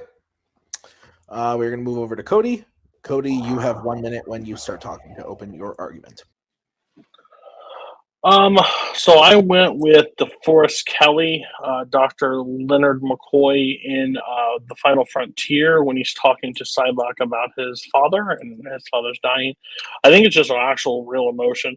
Again, I think most of the original trilogy has bad acting throughout it. I just don't think they're very good. But this is one of those moments that it kind of like lifts up and like gets out of a Star Trek movie and has like a real moment. Even there's still sci-fi elements and still stuff happening, he's like able to have like a real emotion, blaming himself, like basically dealing with the repercussions of like his father. I think it's just an emotional scene. It's a scene that one of the first Star Trek movies that ever like made me move and make me feel something, and the loss of a father, and you're the son and had a relationship. It's an amazing scene. Done. Okay. All right. Gentlemen, 5-minute freeform when one of you starts talking. I would say your scene has a lot of like emotion built into it. Just a father watching or son watching a father die. Obviously, there's emotion there. But DeForest Kelly does a lot of Star Trek acting in this scene. You watch him at the beginning; he's pissed at Cyborg for everything he's doing, and then it goes right into the vision of his father, and his emotion doesn't change there at all. Like he keeps that same face, that same tone of voice as from when he was talking to Cyborg to when he's standing over his father. The emotion doesn't change until Cyborg grabs him, and he does that. Yes, no, yes, and that's like Star Trek acting 101. You talk about the bad acting in Star Trek. That's right there. My scene doesn't have as much emotion on the surface, but I think Nimoy's performance pulls so much emotion out of it from what's not necessarily there, maybe not as relatable on the page, but he brings so much more performance, so much gravitas, so much emotion to it. I appreciate you getting ahead of the Star Trek acting when you're literally talking about Spock in a scene, then trying to tell me that he's showing emotion. Because tell me, a cardboard cutout is basically the same thing. He does it in multiple movies of it, multiple different people. He shows that glimpse of emotion, that glimpse of like having that moment. He shows it in Wrath of Khan. He shows it in Search for Spock. Like those moments exist throughout. So I was having a really trouble trying to decide different between this, because maybe Valeris has like different moments with him that it draws the emotion, but I think DeForest Kelly does switch the emotion very well, especially when he's angry at Cyborg, and then he's angry about what he's losing there as his father. I think it's a real emotion. I think it's real emotion. Like, yes, is it Star Trek acting? Well, I hope so, because that's kind of the movie he's in. But like at the end of the day, I think it comes across the scene where it is real emotion, real heart there. So he can have those Star Trek moments, but if it has real emotions, it goes above the Star Trek line. You say you hope it's Star Trek acting, but at the beginning you said how bad Star Trek acting is. So I agree, most of it is. So if you're saying, yeah, I hope my scene is Star Trek acting, you're saying it's not very good. Spock does have these moments, and I had to pick a Spock moment because you're right, and I said it at the beginning. Spock does have these moments throughout, but I think this is the best because they develop this relationship better than any other relationship he has in the movies, and it builds to this moment and her betrayal, and you do see that emotion. You do see that kind of like deflating, and it's the deflating, but he knows he can't show it, but he's feeling it, and that's the struggle you have there. DeForest Kelly could show all the emotion he wants, but he's flat. He goes from talking to Cyborg about taking over the Enterprise to stand over his father, and in those moments, I swear to you, he does not change. There's no change there until Cyborg grabs him. He starts the yelling, and then the Shatner-like acting. Well, I have seen it, so I would disagree with you on that one. But the thing is, when you say that, Valeris, but I think he shows more emotions when he's with Kirk, the person that he's actually shared more screen time with, that you actually have that developed relationship where they don't start off and you have those emotions throughout the films when he actually has those real emotions towards him. I think yours is just the same Spock kind of moment that you like if you like Star Trek to an extent, but if you like the slow speaking Spock, he doesn't rise above. This is best acting in the thing. This isn't like best Star Trek, this isn't the best Star Trek character, because if you did, you'd win. But my viewpoint of it is he doesn't change anything of being Spock throughout the entire thing. You even said you don't see the emotional that you can connect with. Correct. I You said that's can't, not on the 'cause page. I said that emotion is not on the page. I said he brings it to the scene in his. He performance. doesn't, He bro. does. If you're saying my character doesn't leave Cyback to his father and stays the same way, and you're going to argue that Spock does, that's just you're being Boatman. You see that moment where you see the anger simmering under the surface, and then he takes out that moment where he grabs her and pulls her and yanks her into that mind meld. I mean, you see that kind of like short burst of emotion, and then he starts, and you see he's trembling in that scene as he's going through that and figuring that out. And she has most of the dialogue, and it's just him reacting and him looking at her, and that disappointment, that hurt, that betrayal that he feels is all there. You don't get that emotion from the emotion comes after Cyborg pulls him around and he's shaking him, and Cyborg's drawn up. When he's standing over his father, the moment with his father, there's barely any emotion. There's weeping, there's sadness, there's tears. No weeping, You know what? Thank you for saying that. You did. You picked the wrong person. You should have picked Valera. That's the person that's giving the better performance in that scene. Spock's just doing. So you're giving me. You're complaining about mine using certain dialogue, but you're doing the person that doesn't say anything but does it all facial action. Facial acting, please get out of here. Like that's just. I never said facial acting. Time. Body language. It doesn't count. Don't make me wake up my wife. There's no yelling at you. Okay, so we are going to start with Cody. Cody, you have 1 minute to close your argument when you start talking. DeForest Kelley, a character that's kind of a comedic character throughout the series of this, and he basically has one of the heartfelt moments in a very bad movie. Basically angry with Cybok and losing of his father, and angry that he couldn't have saved him and he couldn't have prevented it. You see the rage, you see the anger, you see the sadness throughout the scene. It's a character that rises above a Star Trek movie. It almost doesn't have that character like built-in character acting of who he is. It's the one thing that stands out from all the other movies. He picked a character that's next to him that's acting better than him, and he doesn't have most of the dialogue, he doesn't have anything, but the facial the movements he's making makes you just fall in love with it. It's Academy Award winning. It's Kirk size. I'm so confused. He picked Spock. You're gonna pick Spock in different movies, especially with Kirk, that actually has real emotions, that he actually has connections. You don't have enough time to connect to this character in this movie. So overall, I think DeForest Kelley knocks it out of the park in my movie. My scene. Okay. We're going to move over to Kirk. Kirk, you have 1 minute when you start talking.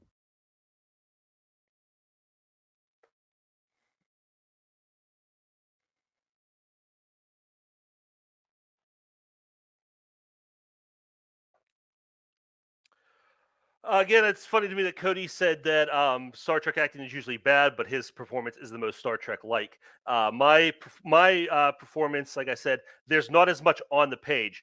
DeForest Kelley had every opportunity here to a great performance, and he just does not rise to the occasion. There is no tears. There is no great anger or sobbing or sadness over his father. He's pretty much one note throughout the scene. Spock, like I said, Leonard Nimoy has that challenge of emotion, but understanding he has to hold back the emotion and doing all that in the acting performance. He does that so well. You see, like I said, you have that physical intercation where he grabs her, he holds her.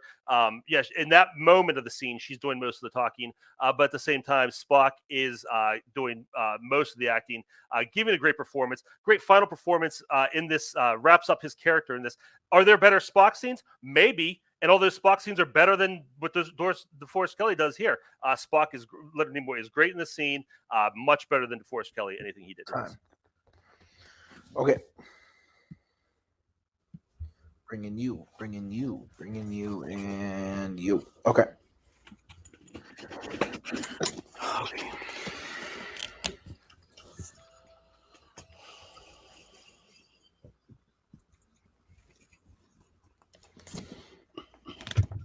Okay, judges, how do we feel? Are we good? Good. Yes. Okay, Brooklyn, I believe you're kicking this one off. Yeah, I think I'm going to go with Kirk on this one. I think Kirk just really kind of showed his strength in Star Trek. I understand the approach that Cody went for, where it's like it's not necessarily appealing to like the mass audience outside of the Star Trek fandom. But I think by the time he caught up, it just wasn't enough. Okay, Brian, where are you going? I think we got caught up in the weeds a little bit about, what was the better scene or what was the most emotional scene or whose was more emotion. And I think that was not the question. It's best performance in Star Trek. And for me, I thought actually Kirk did a better job with that because I think he told us and explained and showed us how that Leonard Nimoy was able to convey and show emotion from a character who is known for being emotionless. So just in subtle ways, he was able to still convey that. I think it's a great performance.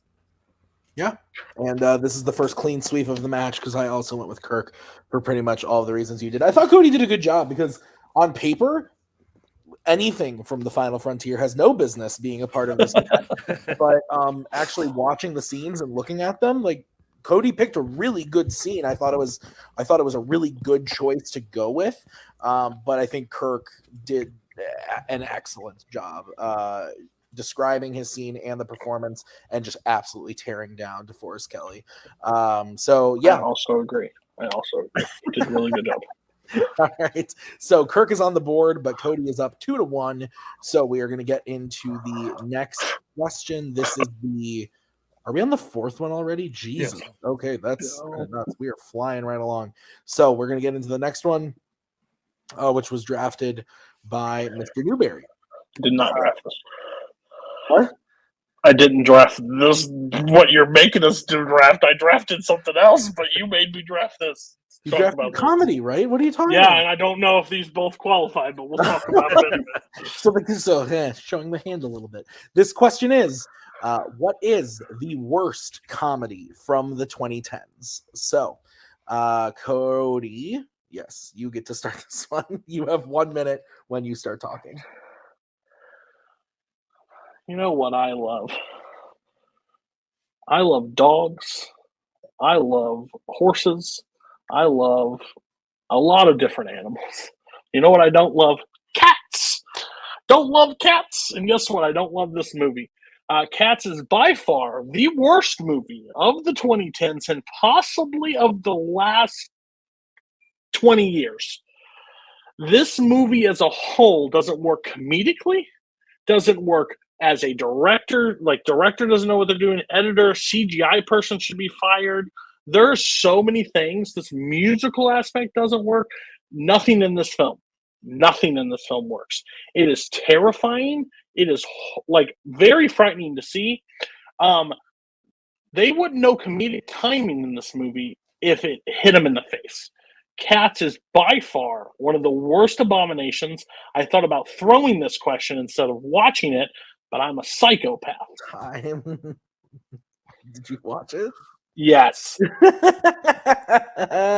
All right.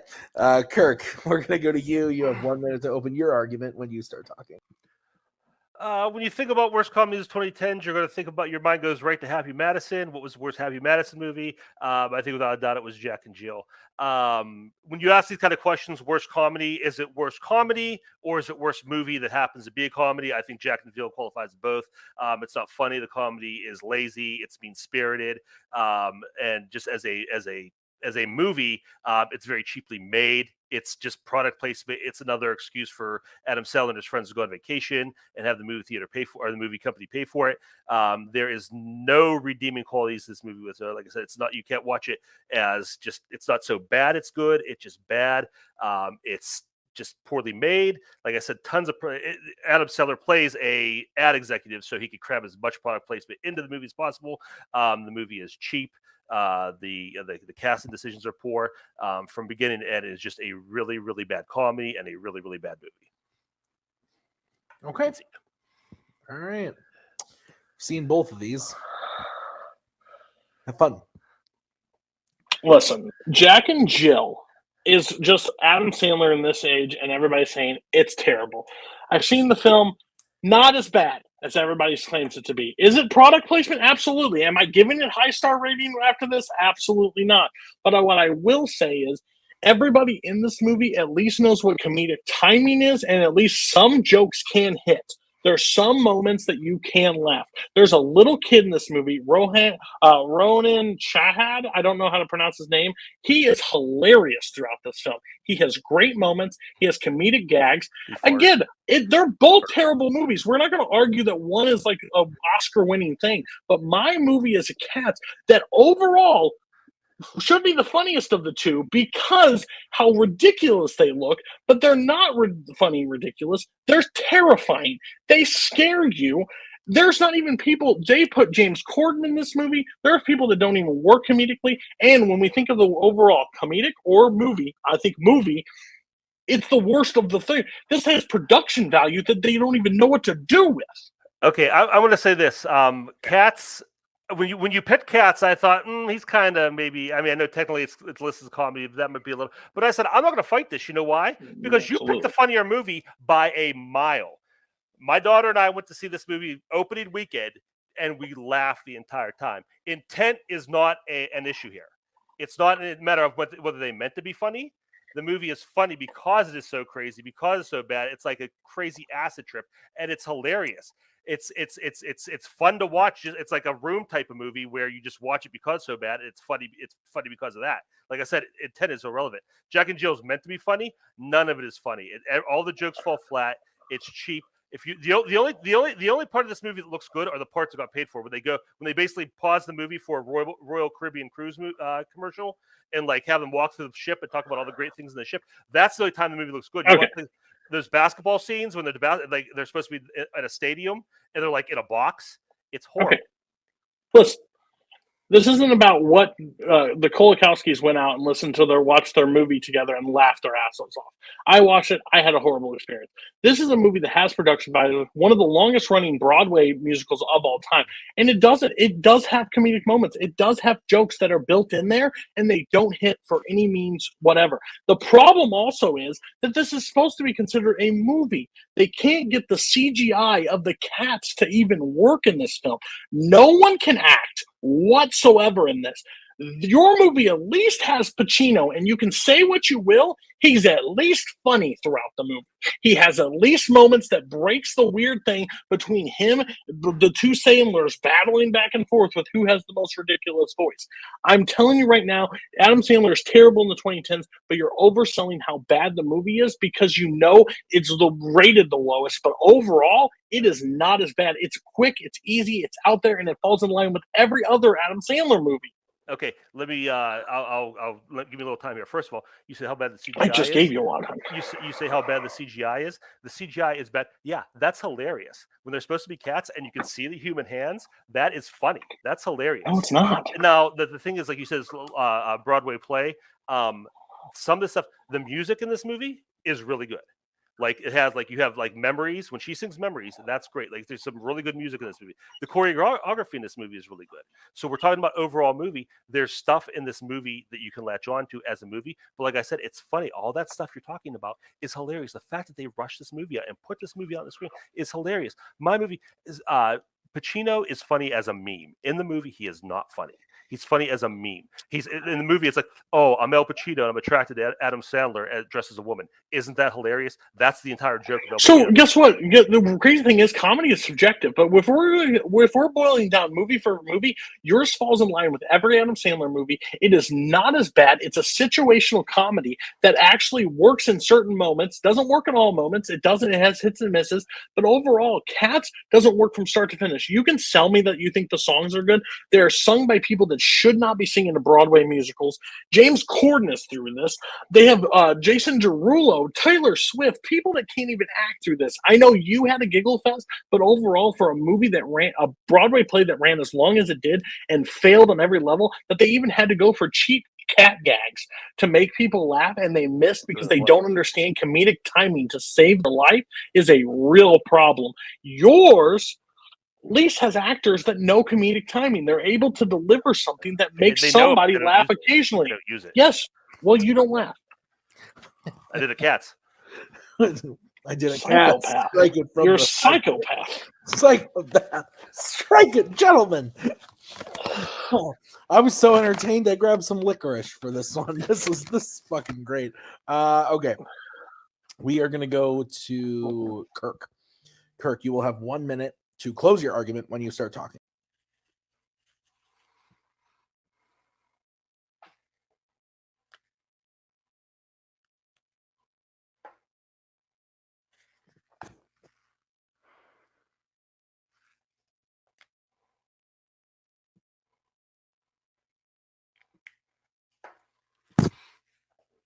Okay, Cody has a personal thing against cats. I understand. That's what seems to be where this whole argument comes from. I'm sorry about that, but it is what it is.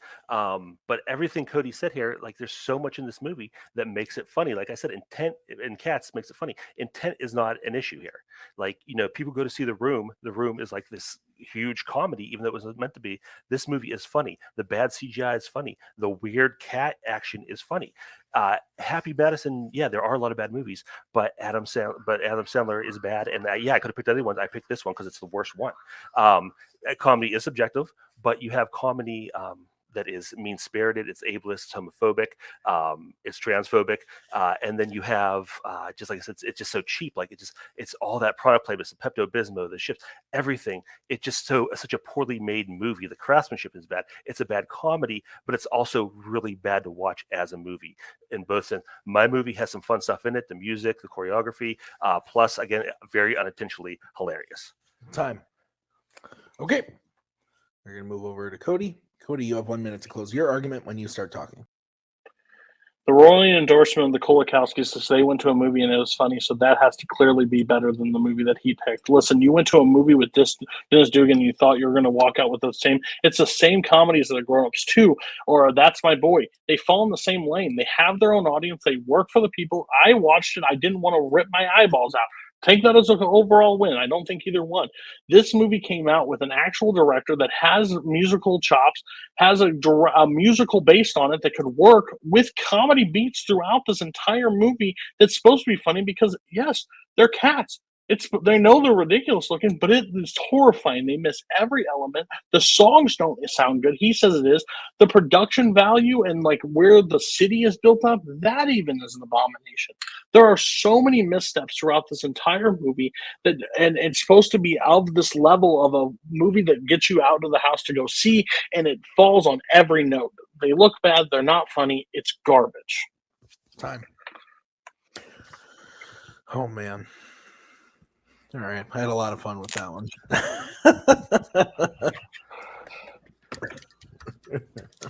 Oh my god. All right.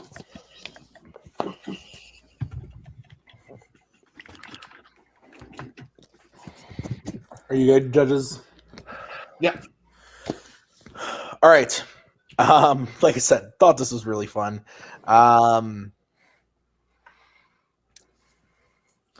Cody went about this pretty much exactly the way that I thought he was going to, and I'm glad Kirk didn't fight it's not a comedy thing because it was accepted, it was listed on there, so I was relieved to hear that. And I thought that Kirk's approach to this was very interesting, saying like intent is doesn't matter here.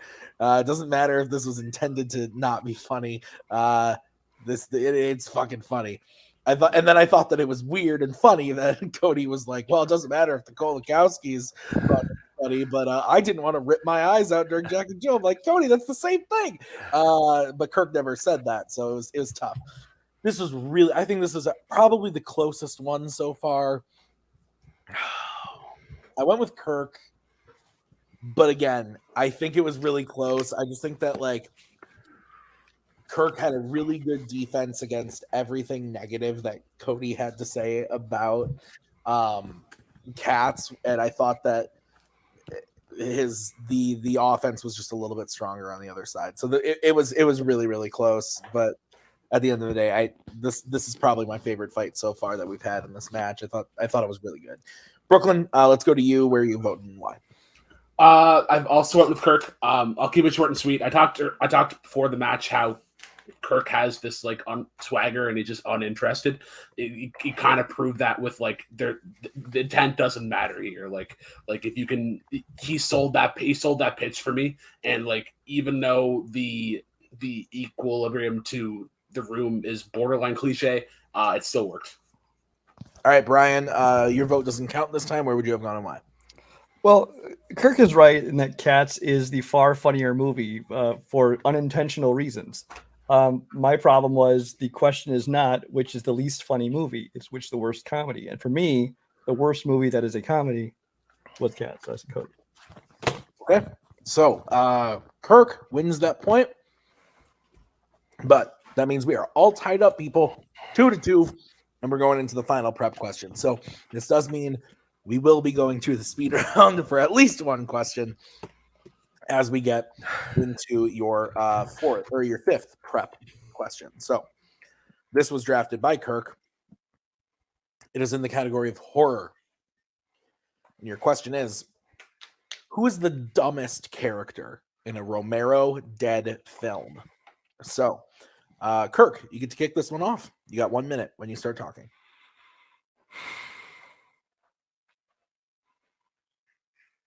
In a Romero zombie movie or any zombie movie, you see a lot of characters do a lot of things that, when faced with the unspeakable and unfathomable horror of the dead rising and coming to kill you, they may make some mistakes, some bad decisions, and it may lead to bad things happening to them. But I don't necessarily think that makes them a stupid person, a dumb person, an unintelligent person. I think it just not being able to handle the horror, it's natural human state. So I went with a character who had the opportunity to do smart things and was dumb every time. I went with Captain Rhodes from Day of the Dead. Captain Rhodes is a man who has, within this movie, has the ability and the resources at his command to actually make improvements, make headways against the zombies. He's not being faced with it in the moment. He's not face to face with a zombie at all moments and just trying to survive. He is surviving, and he has the opportunity to move beyond. And in a lot of ways, I'll talk about all the dumb things he does that really make him, within the eyes of a Romero movie, a stupid person, a dumb person. Time. All right. You guys are very gentle with the time today. I like it. Cody, 1 minute to open your argument when you start talking.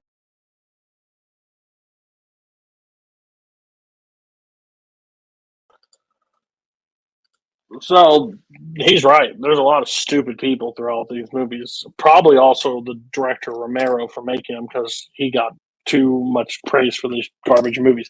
Anyways, I went with a guy named Mike. Mike from Land of the Dead, and I'll tell you why I went with Mike. Zombies have been around for a real fucking long time at this point. These fuckers go into a liquor store, and he gets jumped. Well, one of them gets jumped by a zombie, so the zombies are present.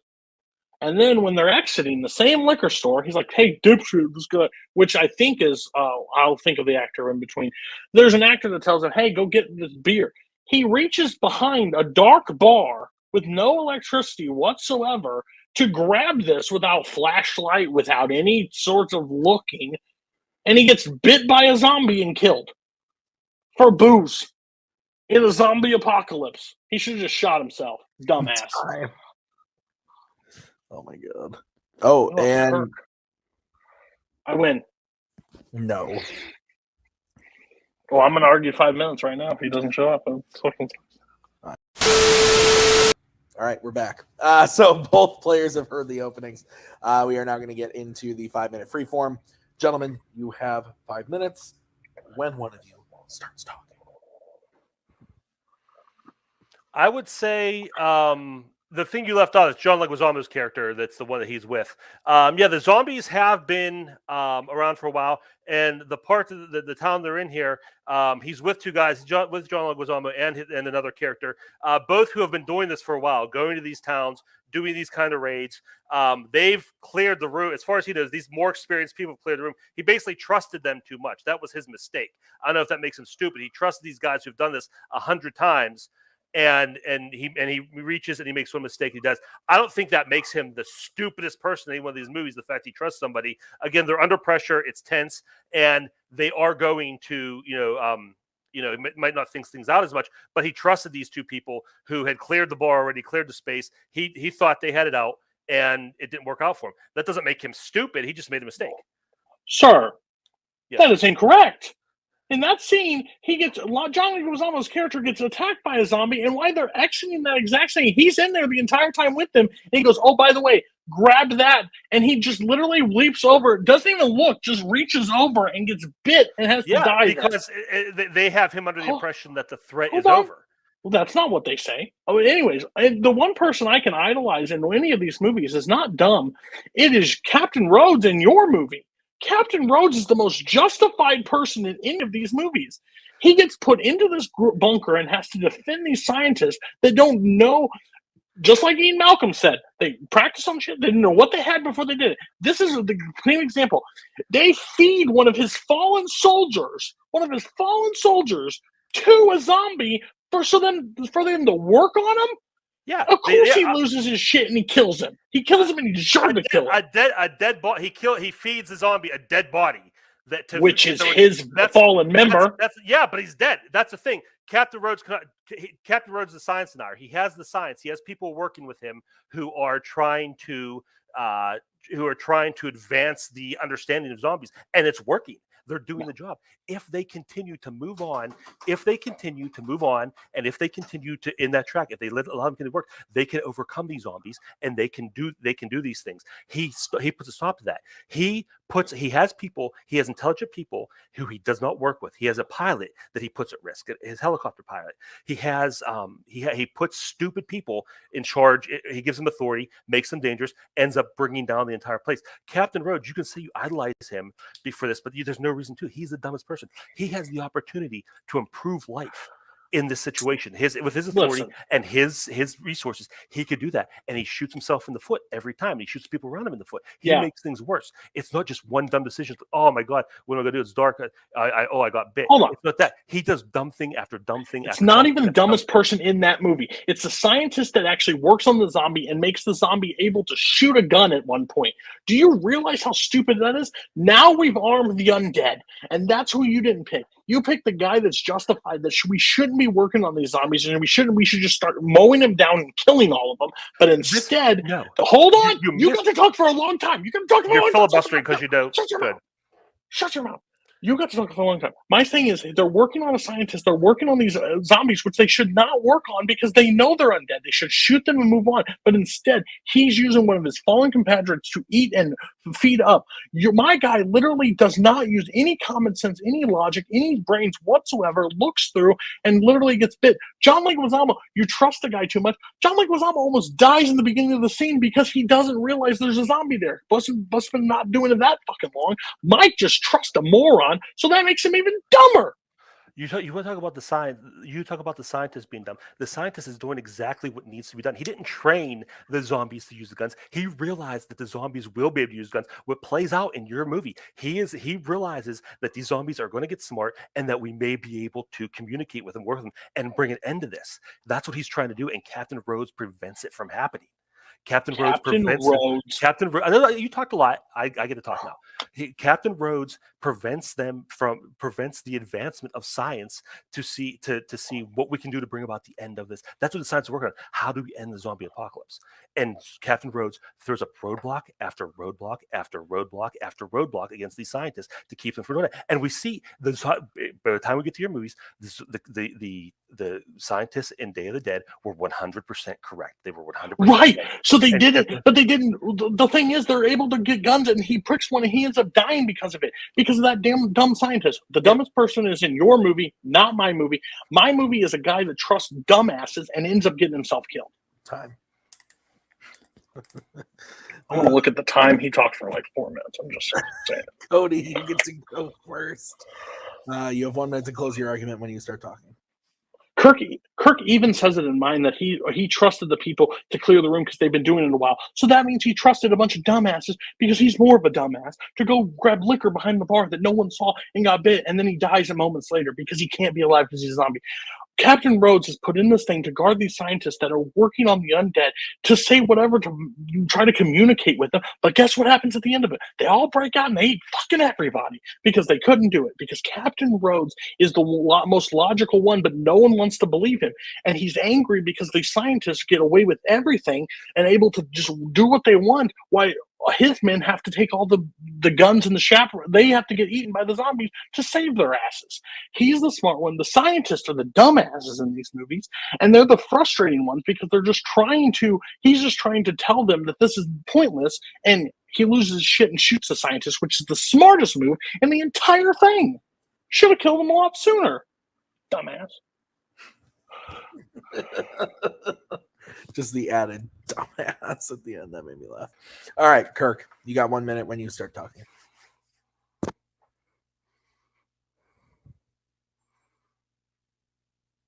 The scientists who ended up being proven right were the stupid ones that should have been killed. Cody would fit in well at a Trump rally with these ideas. The reasons the scientists at the end the zombies break out at the end is because of the actions of Captain Rhodes. Captain Rhodes, he kills all the scientists who are working on this on the zombies. He puts stupid soldiers in charge of the zombies and that allow them to be released. Mike makes one mistake in a high stress situation. Was it a smart decision? No, but he made one mistake. Captain Rhodes makes mistake after mistake. Like I said, he denies science. He denies the science that is proven to be right by the end of the series. He puts his trust and faith and gives authority to the wrong people. He is antagonistic towards the right people, towards his pilot, towards engineers, towards people who actually can help him and do things. He puts them in danger. In the eyes of a Romero movie, Captain Rhodes is the dumb person. Mike is just a poor sap who was in the wrong place at the wrong time, made a bad choice. Captain Rhodes is the truly stupid, dumb person. Time. All right.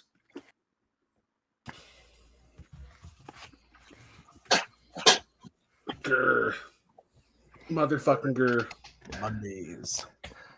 Does anyone else get the impression that Kirk was told to be quiet? Oh, 100%. I want a decibel challenge. He was also possessed. But Well, it almost made it creepier because he's really No, it was awesome. Man, I would hate to be. I can't wait till the crowd at Mayhem just sees the lights just fucking possessed by the devil in his house. Don't go to Pittsburgh, people. Haunted. All right. Brian, I believe you're going first on this one. This is the one where I had the hardest time making a choice. Because I think that Kirk made a good point about Cody's, where it's that this is a guy who, he made a stupid mistake. He did a dumb thing, but it was just one thing. Whereas his guy made mistake after mistake after mistake. Cody hit back and he pointed out very validly how Kirk isn't even the dumbest person in his movie because, the people who are arming the zombies and the people who, are making bigger mistakes and the fact that he shot these scientists is probably the smartest move they made. Those are good points as well. But while I agree they might not be the dumbest person in this movie, I think between the two of them, I think that Kirk's was dumber. Okay. This was weird. this was like the Kurosawa one. We're going into it. I was like, Cody, Kirk's probably gonna win this one, and then I'm like, oh, I thought Cody did a really good job, and I think Cody did do a fantastic job here. He convinced, and I haven't seen either of these movies, so I don't know shit. I was completely going off the arguments. So I think that Cody did a really good job explaining why his character was a dumbass. And why it made no sense why he in this situation where the zombies have been around forever that this would happen this way. But I agree with Brian that between the two of them, I think Kirk did the better job explaining that between these two characters, why his character in his movie is a huge dumbass because he had all of the tools and necessary stuff to make a difference and didn't, and in the context of that film was a big old dumbass. So Brooklyn, your vote doesn't count. Where were you going and why? This almost could have been a clean sweep, but I ended up going with Cody at the end. I hadn't seen either of these films, so it was also based on how the Kool-Aid was made. And I thought Cody's logical points with it were really good, and that his justification with everything given in the movie, I thought Kirk did a really good freaking job. And I feel like that point at the end where hindsight in the series of the movies, is like it's still movie evidence. I don't know. For some reason, I just ended up going with Cody. Okay. All right. So that means Kirk is up 3-2 as we head into the speed round. So here's how this is going to work. I have randomized the the Warzone and Fandom to choose which one is going to go first. So we are going to have the first one first. If Cody hits that, we will be tied and we will move on to the final one. But if Kirk hits the first speed round question, he will retain the title. So how the speed round is going to work, I am going to say a question. I'm going to say what category it's from, and then the question. I will then repeat the question. After I've said it a second time, gentlemen, you can answer the question. Once you have your answer, say it. If you answer first, you will be going first in the round as well. So there will be 45 seconds for you guys to open, followed by a 30-second rebuttal. Gentlemen, do you have any questions about how this is going to work? Okay, so the first of the speed round questions is coming from the world of fandom in the category of Planet of the Apes. Oops. Fuck. And the question is, who is the best human character in a Planet of the Apes film? So again, the question, who is the best human character in a Planet of the Apes film?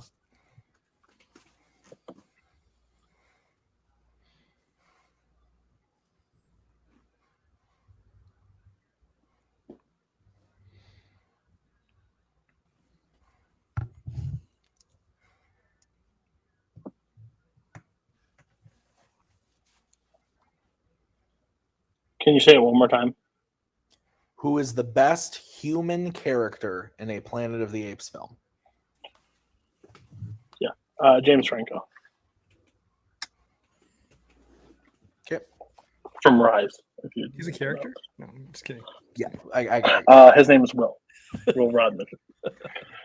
I'm also using a human, or the actor's name. I'm going to say Woody Harrelson. Okay.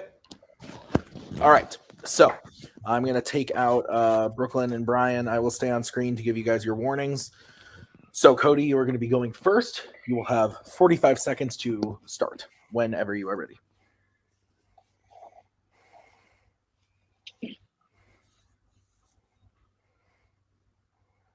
Will is the best human character in the Planet of the Apes films because he's able to build a real relationship with Caesar and realizes when it's time to let Caesar go.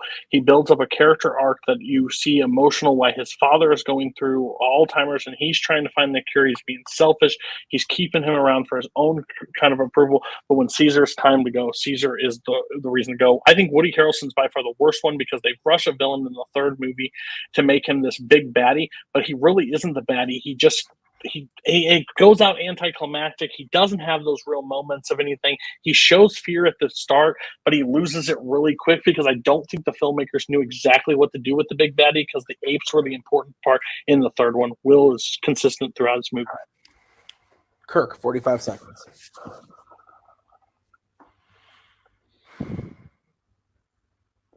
Both of our characters are in one movie, so I don't see how one could be rushed and the other couldn't. They're both characters in one film. I went with Woody Harrelson as the Colonel in War for the Planet of the Apes. I just think he is a very well-developed villain. I think he's very interesting. I think the first two movies fail where it comes to a human antagonist, and I think this one does a really good job. Just he has that backstory of what he's lost, and he has that gravitas to him where you don't agree with what he's doing, but you understand why he's doing it, and you know why he feels he's righteous.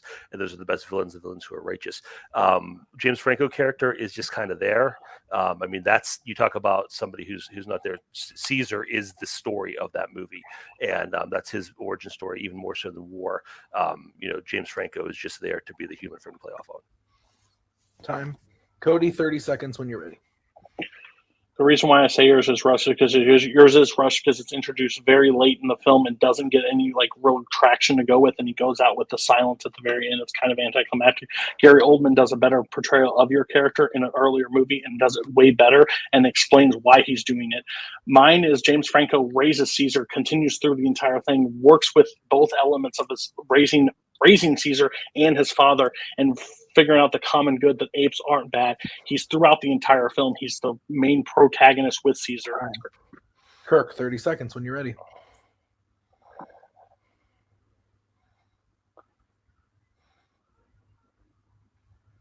Gary might be the best character, but we're not talking about him. We've got two characters here, and I think both those characters are better than yours. Again, I mean, he's not rushed. He gets as much screen time as he needs to tell his story, and he goes out silently like that, kind of like Colonel Klutz stories from Apocalypse Now. He has that kind of feel to him, that kind of gravitas. Doesn't need a big. He wasn't a boisterous character, so he didn't a big boisterous death. That slow death speaks volumes. James Franco is there to raise Caesar for everything to bounce off of. Caesar's the main character. He's the one that story's about. It's not James Franco. He's not really the character. Not really the character. Striking from the record. Okay, so we'll bring in the judges. You're going to go there. I'm going to go there. Okay.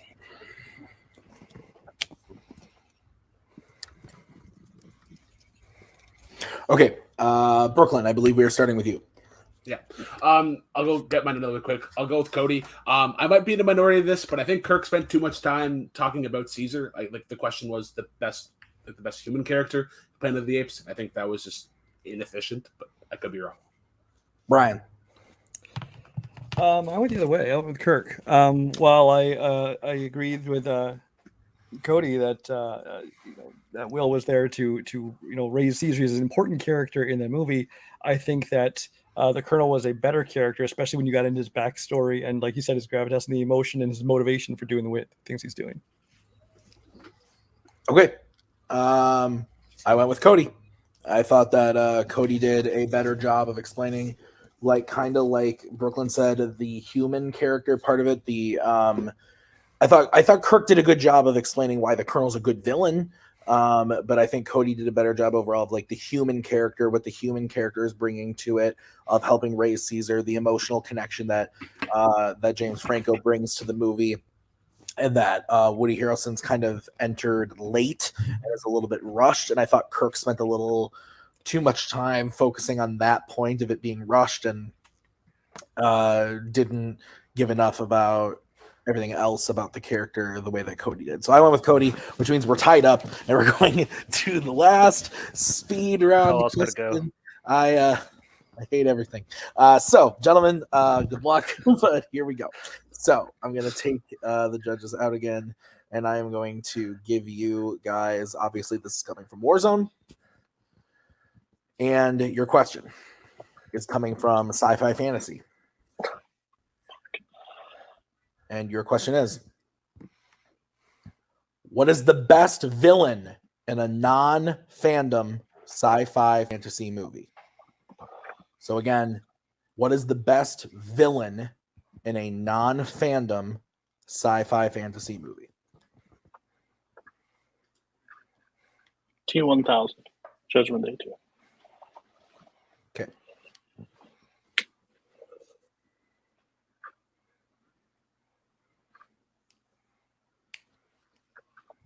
Google is allowed. I'm going to go Roy Batty, Blade Runner. Okay. So, Cody, you answered first. You're going to be going first. You have 45 seconds when you start talking.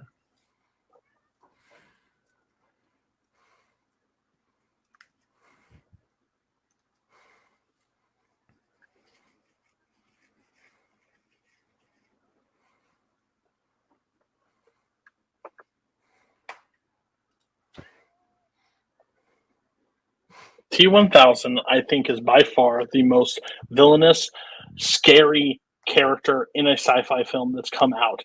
He basically puts Arnold to the test. Everything he does, he basically can go through walls, melts down. Nothing can really stop him.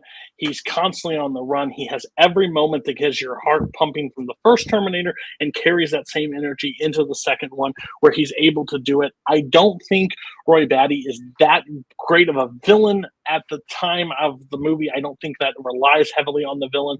I think there's other sci-fi elements that work really well in that, but I think overall the T-1000 has this haunting presence, that something that you can't stop, can't shoot, can't do anything, and it keeps coming, played by a great actor. Time. Kirk, go ahead. I have a question for clarification. This is one movie, right? The question is best villain in a non-fandom sci-fi movie. So what movie are you going with, Cody? I said Judgment Day. He said Judgment Day. Okay. All right. Okay. All right. Okay. So whenever you're ready, Kirk. Okay. I'm sorry. I misunderstood. Okay. Okay. Roy Batty is just one of the most well-written, well-created characters, not just villains, but characters in sci-fi movie ever. Just the whole idea of the replicants and what they represent and what they, about humanity and, what are they? And that search for the soul. Again, that understanding of, a sympathetic villain and understanding what they do. He has the Tears from the Rain speech, which is one of the most famous and greatest speeches in movie history. There's so much depth to this character. I think T-1000 is just a movie monster. It's a continuation of T-800, which is a continuation of Freddy Krueger and Michael Myers and Jason Voorhees. It's just the unstoppable monster just keeps coming. There's not a real lot of depth there. It's just chasing after chasing. There's not a whole lot more to cling to than that. Time. All right, Cody, 30 seconds when you're ready. I think written well, fine, but overall carries the weight of the villain and does that terrifying run throughout his character. I don't think that's what Roy Batty is. I think T-1000 has those those evil things, and yes, he has like the Jason Voorhees stuff, but those people are scary and villainous for a reason. They are carried around, but this one's done in such a creative sci-fi way that he's able to not be stopped and move around and create that villain, that fear of the audience every time he shows up. The Tears in the Rain scene is great, but overall, what is else that you do? All right, Kirk, 30 seconds when you're ready.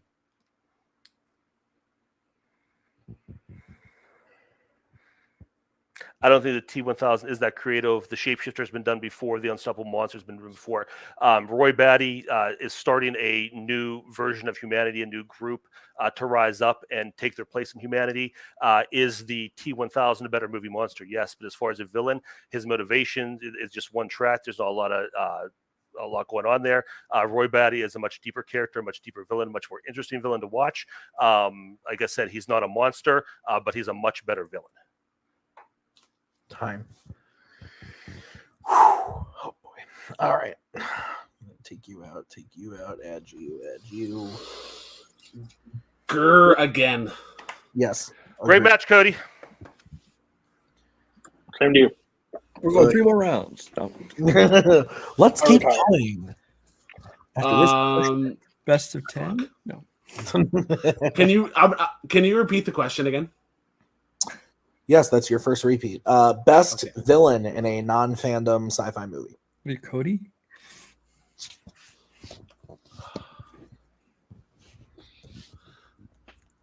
All right. Yeah, that's where I'm going.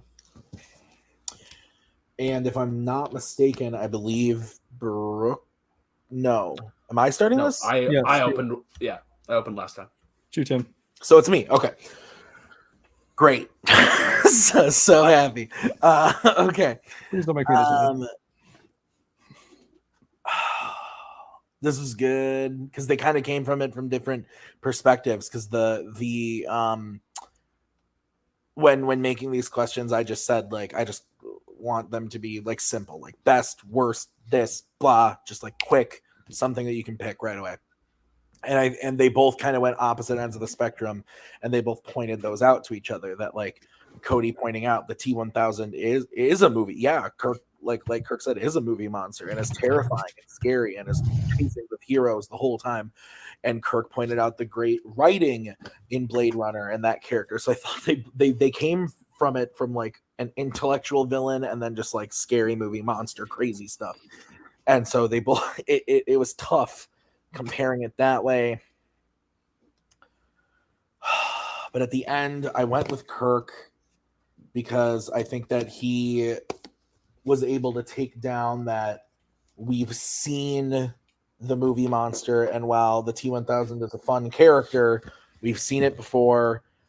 We've seen the crazy movie monster before, and it's just a chase scene. The way that was kind of what sold it to me was that it's just a chase scene after chase scene, and there's not much nuance to it, and that the stuff with Blade Runner was a little more thoughtful for a villain in a film like that we hadn't seen before. So That was really tough. Brooklyn, where are you going and why? This was also really tough. I really liked both arguments. I appreciate that, like, whenever Cody went for the words are tough, immovable object sort of route with it, and then Kirk was like, all right, well, my villain is much deeper. I had to come down to the defense, and I think that's where I give Kirk the point. I think Cody just did. I think he was just a little bit on the back foot too much in the rebuttal, and I think if he just referenced something from Blade Runner that wasn't the quote as to like why it wasn't this great, then I probably give my point to Cody. But yeah, I think Kurt just narrowly gets it. Okay, Brian, where your vote doesn't count, but where would you have gone and why? I actually went with Cody. I just feel like Kirk explained to me why his is, I think, a better character. But I think as a better villain, I thought that Cody had a better chance to tell me why the T-1000 is a villain. Even Kirk said, the T-1000 is a great movie monster. Well, movie monsters make great villains. That's why Jason and Freddy, all those people are great villains. So I felt he was a better villain, but you guys chose Kirk, so there it is. Yeah. So that means your winner and still Fanzone debate champion of the world is Kirk Kolakowski. We're going to move into some post-match interviews, starting with Cody. Cody, really crazy match. I've known you a long time, and I can tell when you're just like exhausted and the match is done. You're out of juice, but I think you did a fantastic job. You won the first two, and peek behind the curtain, you won a question that you have told me multiple times over the last few weeks that you were not excited about, and you were able to pull it out. And it came down to the last question. You also said you suck at the speed round, and in fact, you do not, because you won one of them and then you split the other one. So how are you feeling about the match?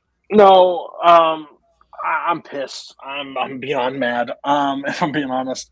I lost 3 straight at the end to force it to where I had the down edge, so I had to win 2 speed rounds, which I knew was absolutely impossible state. Yeah, it just sucks. I put a lot of work into it, and I knew going in the questions didn't favor me. When I had the 2-0 lead, I was like, wow, this could actually go. But again, if you're playing Kirk, just win the first 2. It doesn't mean shit, because Kirk will win. At the end of the day, he won. I just couldn't sway some judges over to my side on some of my stuff. You think you're leaving everything on the field. I won because it was a fandom question. Like, if you put a Warzone question there, Kirk wins that question too. So overall, just I tried. I guess I'm done for the season, so that's great. That's not necessarily true, actually. Well, fucking kill me. But other than that, yeah, Kirk's just great. I just thought I had him on some of these. I thought I won some of these. Again, Brian's right. You're all wrong. I'll just say that. And then, no, I'm just kidding. And then, yeah, good job, Kirk. You did great. I put this whole match under protest. He had to whisper at certain points. His lights started fucking flashing at one. I think there's some fucking witchcraft and some voodoo shit happening. So I don't take this as a loss. And the fucking cat. Like, can we get some? Where's the referee talk? He talked for 4 minutes also during the question, and then the thing that I talked the entire time. The asshole. But good job. All right, Cody. I know you're upset, but I do have an opponent for you for later on this season. Do you want to know who they are? Oh, I'm looking forward to it. Somebody that's going to make me yell. It is somebody that is going to make you yell, but it is somebody that needs an opponent, and I couldn't think of a better opponent for them than the loser of this match. And I think this is going to be really fun. You will be going up against the person Kirk won the title from, Jacoby Bancroft, later this season. So what do you think about going up against Jacoby? I feel like I'm going to have 2 ever, and this really fucking hurts. So now I got to play Jacoby in a normal round, and he's fucking weird and throws weird shit out there. So I'm really looking forward to that fucking shit. Yeah, I watched Cats for this fucking thing. Like, is this fucking worth it? Like, fuck this. I picked it, but I also had to watch Jack and Jill. So, cool. All right, Cody. Yeah, Jacoby. Woo, we'll have fun. But did you have to pay for Cats? No. That's that's a silver lining. Cody, I think you did a great job tonight. Really great stuff. I look forward to seeing you when you come back. So thank you to Cody. Let's bring in Kirk. Kirk, great job tonight, retaining the title. I believe this is I said it earlier, but I think this is the third defense now. And so you've beat Jacoby for the title. You beat Nazario, Rue, and now Cody. So how do you feel about the defense? And what are your overall thoughts on the match? Yeah, I think first of all, I think Cody played great. And I understand how he's feeling. I'd probably be feeling the same way. I know I'd be feeling the same way if the shoe was on the other foot. No problem there. But he played great. I think he earned the points. I earned the points I heard. But it could win either way. I mean, I think we both. And I knew that's going to be. I figured it was going to be split decision every time, and it was going to come down to the wire. I feel like I needed. As much success as I had here, I feel like the shadow of Cody was always looming over me. And when I went down 2-0, I was really bummed because if I get swept here, like everything else I've done is going to be nothing because everybody's going to look at me as a paper champion. So to beat Cody like this, and I knew it was going to go. If I was going to win it, I was going to have to go the distance. To be Cody, like this, I think really is the kind of icing on the cake of everything I've done because I think that cements what I've done. That's respect to him that I was able to beat him. So I think a rematch is definitely in the cards. We'll see that later on down the road. We'll see how that goes. There's no doubt in my mind about that. But great match by him, and I'm excited to pull it out. Yeah, absolutely. So Kirk. Congrats on a great match today, but your next opponent. So what we're looking at for you, we've got a bunch of people debuting the rest of the season here, a couple filler matches like I was talking about with Jacoby and Cody and some other matches that we have coming up, but you will be playing a new competitor. Here are some of your prospects. You've got your Brandon Cohen's, your Will Cohen's, your Tyler Birch's, Alex Martinez, your Bill Carriolas are debuting, and then you also got somebody, Brooklyn Vale is debuting as well. So okay, those are just some of the people that you might see. Any of those names ring any interest to you? Well, I mean, Brooklyn's another powerhouse. So if he's coming back, I mean, I think he's the favorite in the clubhouse right now. But as from who I know well from that group, I think Alex and Bill will both be a lot of fun to play as well. So it'll just be fun to play somebody new. For pure entertainment, I want to see him face Bill. Yeah, yeah. Can't. I just when Bill signed up, things that Bill will make him watch. I hope it's Alex versus Bill to get to me because that'll be a fun match too. All right. Well, Kirk, congrats on the win and the retention of the title. We will see you back soon. Great job. So let's wrap this one up. Brian, final thoughts from you. Yeah, I mean, it is what we thought it was going to be. It was for all the rounds, took all the speed rounds, eventually to choose a winner. I think all of them except one were split decisions. So yeah, this just shows that they're both, powerhouse debaters, and I'm sure it's a match we'll see again. Yeah. And Brooklyn, final thoughts from you. In terms of a Kirk and Cody rematch, shut up and take my money. In terms of a Kirk and Bill match at some point, just shut up and take my money. I agree with Brian where it was like, except for the one clean sweep, there was all split decisions. And even of those split decisions, there was a couple where it's like the arguments for the other side. I'm like, you're not wrong. You're not wrong there. I think the name of the game for championship matches though is endurance. I think Cody did what he wanted to do. Like obviously getting the 2-0 lead is nice. He's often the aggressor in that stance, but I think just whenever Kirk was ultimately on the back foot, it was like, all right, I'm gonna buckle down and kind of push my way forward. And yeah, I think this match will be kind of looked back as like a really solid performance from both sides. Yeah, absolutely. So thank you guys for judging this one. Thank you to the players, Kirk and Cody. And thank you guys for watching. Be sure to stick around because we got more Mayhem at the Multiplex matches for you. So the number one contenders or the tournament finals for Warzone are coming up. I believe that is it's safe to say that is Kaleb Boatman taking on Andrew Barr. The winner of that will go on to face Jake Meltzer at a later time. Then over in the Warzone teams side of things, the belts are on the line. Kumite is taking on Ginyu Force for the teams belts there. And then on the side of Fandom, we also have why can't I think of it? We have Joe Fairley going up against Brittany Tapley for the singles title. And then on the team side of things, we have Wookie Mistake going up against Dummies. So lots of great matches coming up for you from both Warzone and Fandom. So stick around, watch them, check them out. Thank you guys for watching this, and we'll see you later with another match. Thank you. Bye. There we go. Thank you very much. Please come again. We have a lot more groceries.